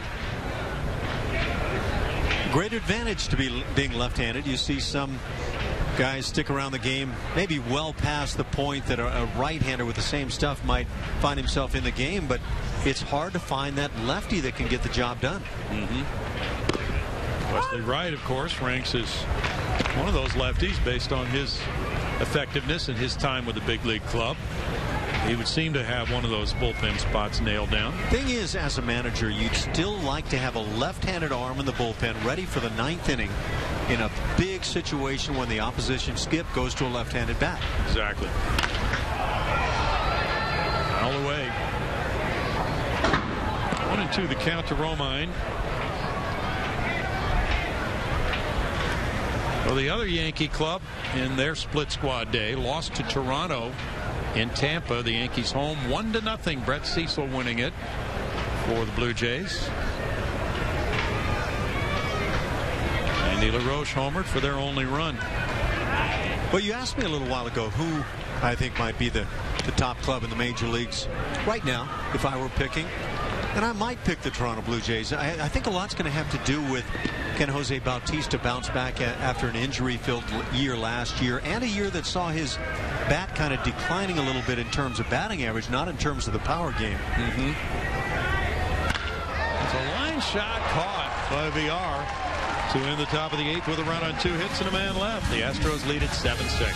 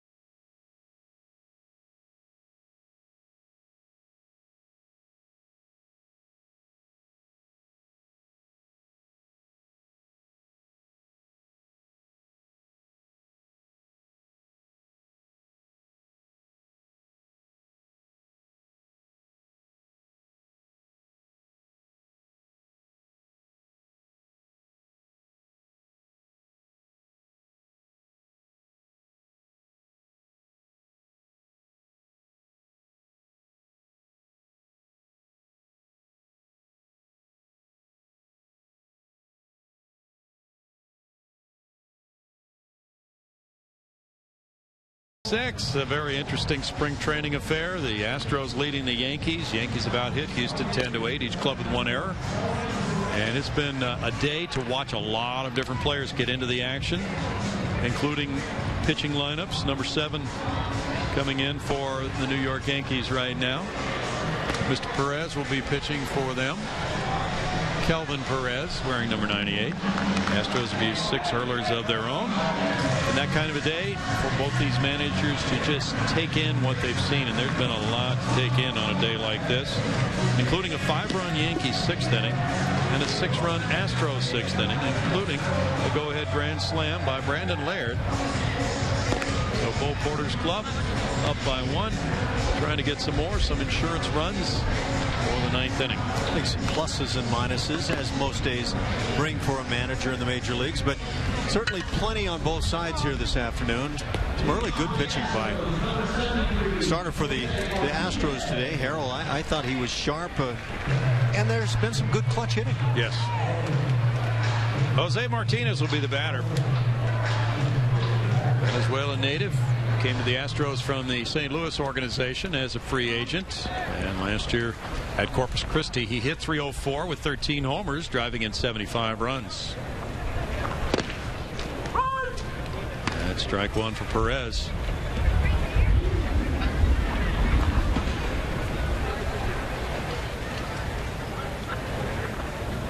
Martinez suffered through a tragedy in his family about 3 years ago. 3 members of his family shot and killed in a burglary, and he was on the field in batting practice at spring training when he learned of that. That's a line shot to center field, in for a hit. Martinez. That's unimaginable. It is. You just don't know how anybody, let alone a young man trying to focus on getting a job done in spring training, can deal with that. Absolutely. Nice swing of the bat. Almost as if he heard what you had to say and just hung out the line shot. It just really takes some focus, doesn't it, to be able to move on after something like that. Now Robbie Grossman's the batter. He walked earlier and bunts this one foul. We talked earlier about Robbie being a Houston area product and somebody who was moving through the Pittsburgh system until he came to the Astros in the Wandy Rodriguez deal, and now getting this fresh start in a different organization close to home. He was a 6th-round pick by the Buccos in 08. Had signed a letter of intent to go to University of Texas, and the Pirates were able to entice him to sign. Fly ball to left field. And that's out number 1 here in the bottom of the 8th inning. So now as he approaches this year, it'll be his first full year in the Astros organization. He played well at Corpus Christi last year, and he would be one of those guys to watch. He's 23 years old. Ash, he could be advancing and creating some exciting moments for the home fans here shortly in his career. We are still young on the spring, but he has swung the bat well. Made a fine defensive play here this afternoon, going into right center, deep up against the wall. Jake Gobert takes a look at it. It's ball 1. It'll be interesting to see, too, what happens with the Dodgers this year after all the money they spent on their club. Would you come away with watching Don Mattingly manage with LA? Thought he had some real challenges, acquitted himself well, and now he just has so much talent. It's going to be interesting to see how that whole situation fits together. You know, is Matt Kemp healthy and things of that nature? Zach Greinke signs as a free agent and acknowledges it. One of the few guys ever, maybe the first guy, to just say it was about the money. Credit to him for honesty. Yeah. 2 balls, no strikes. Magic and the boys have been anteing up. They really have. They just have a huge payroll. Meanwhile, the Yankees are talking about paring down their large payroll for next year. And A-Rod's making something like $28 million this year. So it's kind of hard to cut when you have players in that stratosphere. Yeah, a lot of talk. Yeah, a month or more ago when all the word came out about the players involved with the PED case down in South Florida, and A-Rod's name on that list. And of course, A-Rod didn't have much of a year last year, in particular as they got toward the postseason. It was rather miserable, and I think the Yankees clearly saw the potential there anyway to maybe get out from under that contract, and I would imagine they're still angling in that direction. Well, that would be a huge burden that they could unload if they had legal means, but apparently it's not going to work out, according to the most recent stories anyway. 3-2 to Jake Gobert.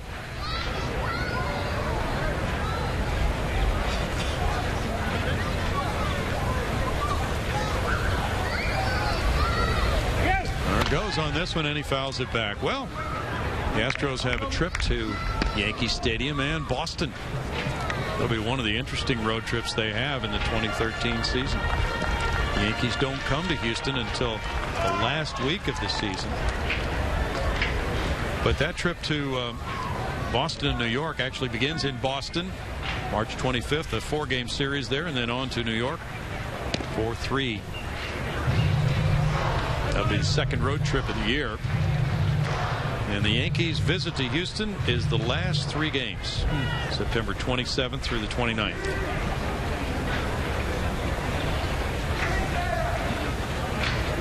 Think either team will see the same club on the other side? Well, it's interesting. I wonder about that. Throw to second, not in time. And it was strike 3 call on Gobert. Martinez gets the steal. It's 2 outs in the inning now. His throw was there in time, but you get to reaching as an infielder on that bounce throw, and watch the reach here. Got to stay back at the bag to give yourself a chance. Either that or find a way to get the body moving back into the bag at the point of the catch. Now it's Nate Fryman. He struck out earlier. Goes foul for strike 1.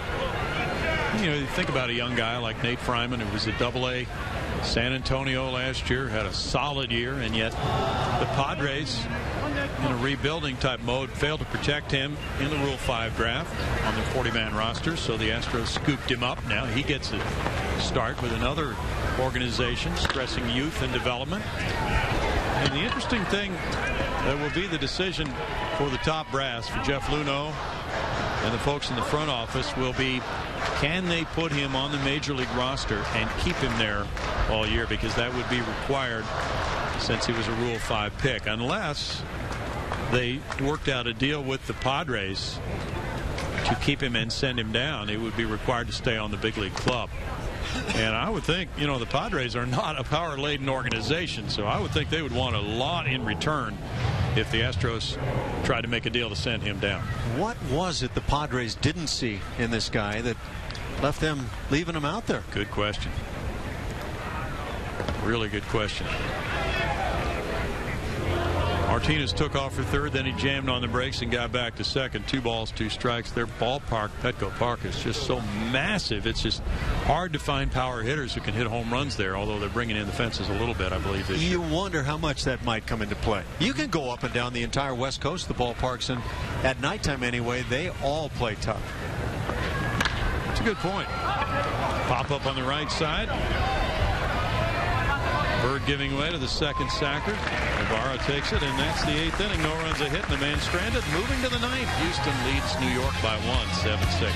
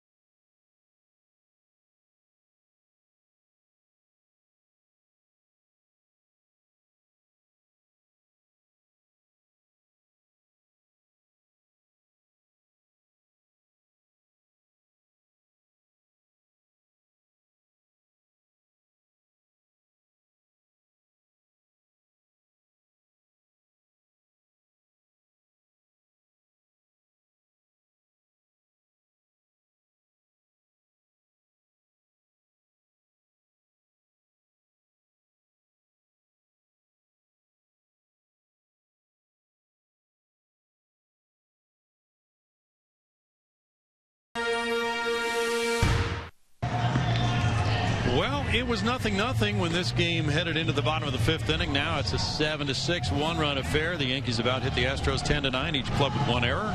Glad you're with us today on the maiden voyage for the Astros on Comcast Sportsnet Houston. Bill Brown, Alan Ashby, back in the studio getting set up for the postgame show. Marius Payton and Mike Stanton, the left-hander who pitched so often, and he's appearing in the studio so often, and that's a good thing.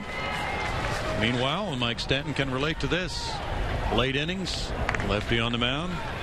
Sergio Escalona, after missing all of last season, has a chance to get 3 important outs. Kevin Mahoney leads it off. Mike's been in situations in the late innings many times.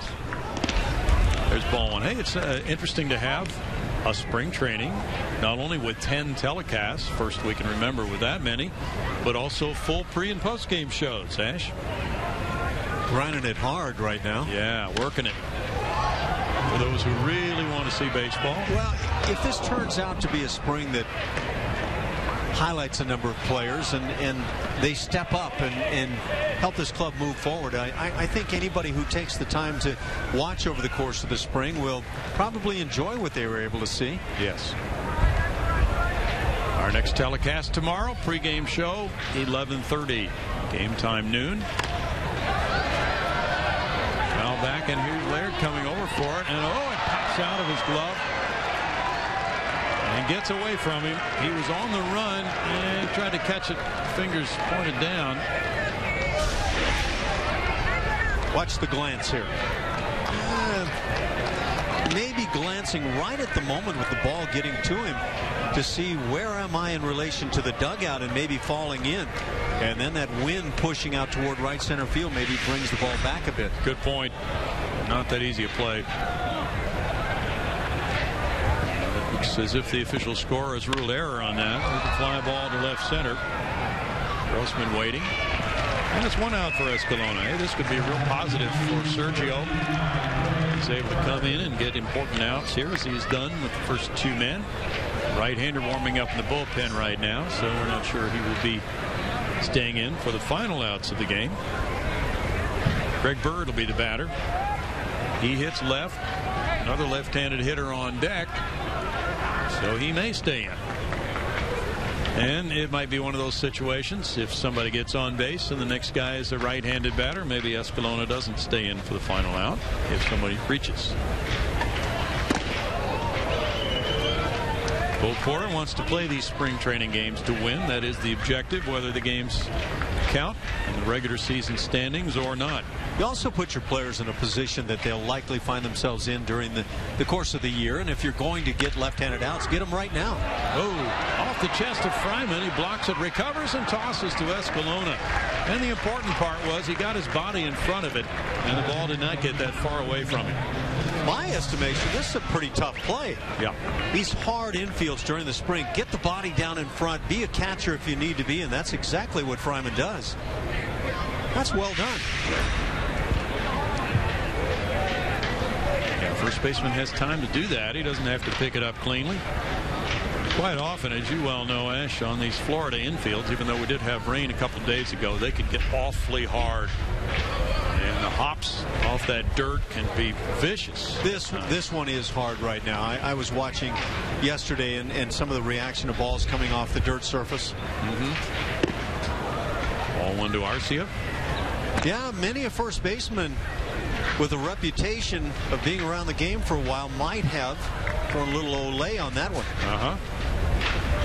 Yeah, we've seen that from veterans in spring training. One of the main objectives is to avoid having a broken nose in spring training as an infielder. That's always a key when you leave your apartment or the hotel in the morning. Not everyone can wear a face mask as you did. Yeah, but you're referring to away from the ballpark. Yeah, I want to see that at dinner tonight. Could happen. 1 ball and 2 strikes. What's being served? Well, hopefully soup.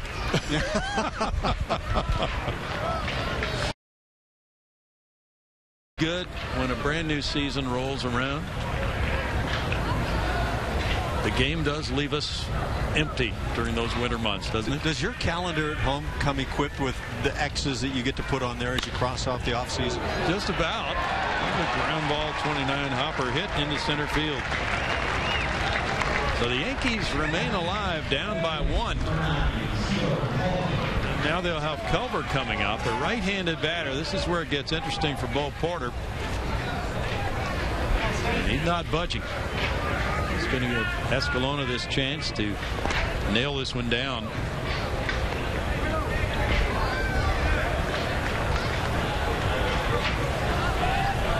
As a right-hander, but he's sticking with the lefty Escalona. You know, one thing that's always fascinating for fans of a team that has just changed managers is, okay, what's the strategy of the new manager going to be? I think that'll be highly interesting because I don't think Bo Porter is going to go with percentages all the time this year. Not based on what he said, anyway. That's what he's indicating. Yeah. Talks about a feel. Right. What are you feeling about your guys and their guys? Well, here's an indication right now, even though it's, what, game 7 of spring training, but he has a lefty pitcher facing a right-handed batter. So he's not going with the strict percentage move with a right-hander warmed up. Also makes me wonder is, what does Bo want to impart to Escalona right now? True, good point. This one kicks away, and the advance on the wild pitch. Garcia to second base. Now, you're not all about extra inning spring training games, are you? Yeah, extra innings are great in spring training. You have to get ready. You have to get ready in every way, Ash, for the regular season. There's no finer way to do it than on your first telecast of the year, having 15 inning. You know what, though, bringing that up, the Yankees probably don't have too many more pitchers that they brought on this trip. It's a way to stay positive, Ronnie. Yeah, the other day the Astros had a tie game when the other team ran out of pitchers. And that frequently is the case on a split squad day in spring training. They bring only so many pitchers. And that's it. The game stops after their final pitcher is throwing all they want him to throw.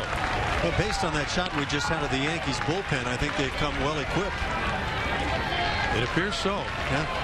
Put me in, Coach. They're ready to go at least 16 today, Ash. I couldn't be more glad to hear it.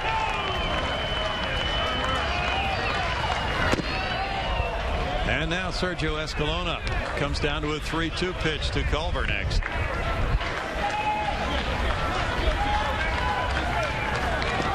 Another right-handed batter waiting on deck, Ibarra. 18 pitches for Escalona. And a walk. Now we'll see if Bo Porter stays with him.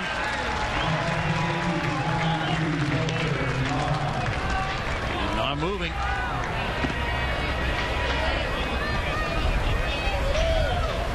Like a manager firm in his decisions.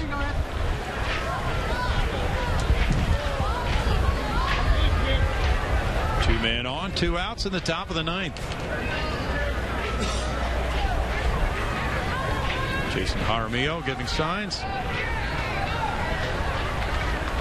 Dave Clark is waving to his right fielder. He's moving him over toward the line about 2 steps. A little leadoff slider has been a pretty effective pitch.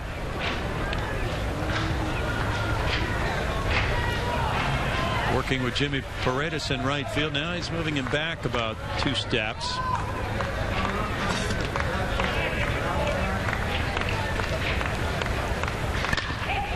Sharply hit on the ground. There's the bounce up for Villar. He gets the force play at second, and that will do it as the Astros beat the Yankees 7-6. Back in a moment.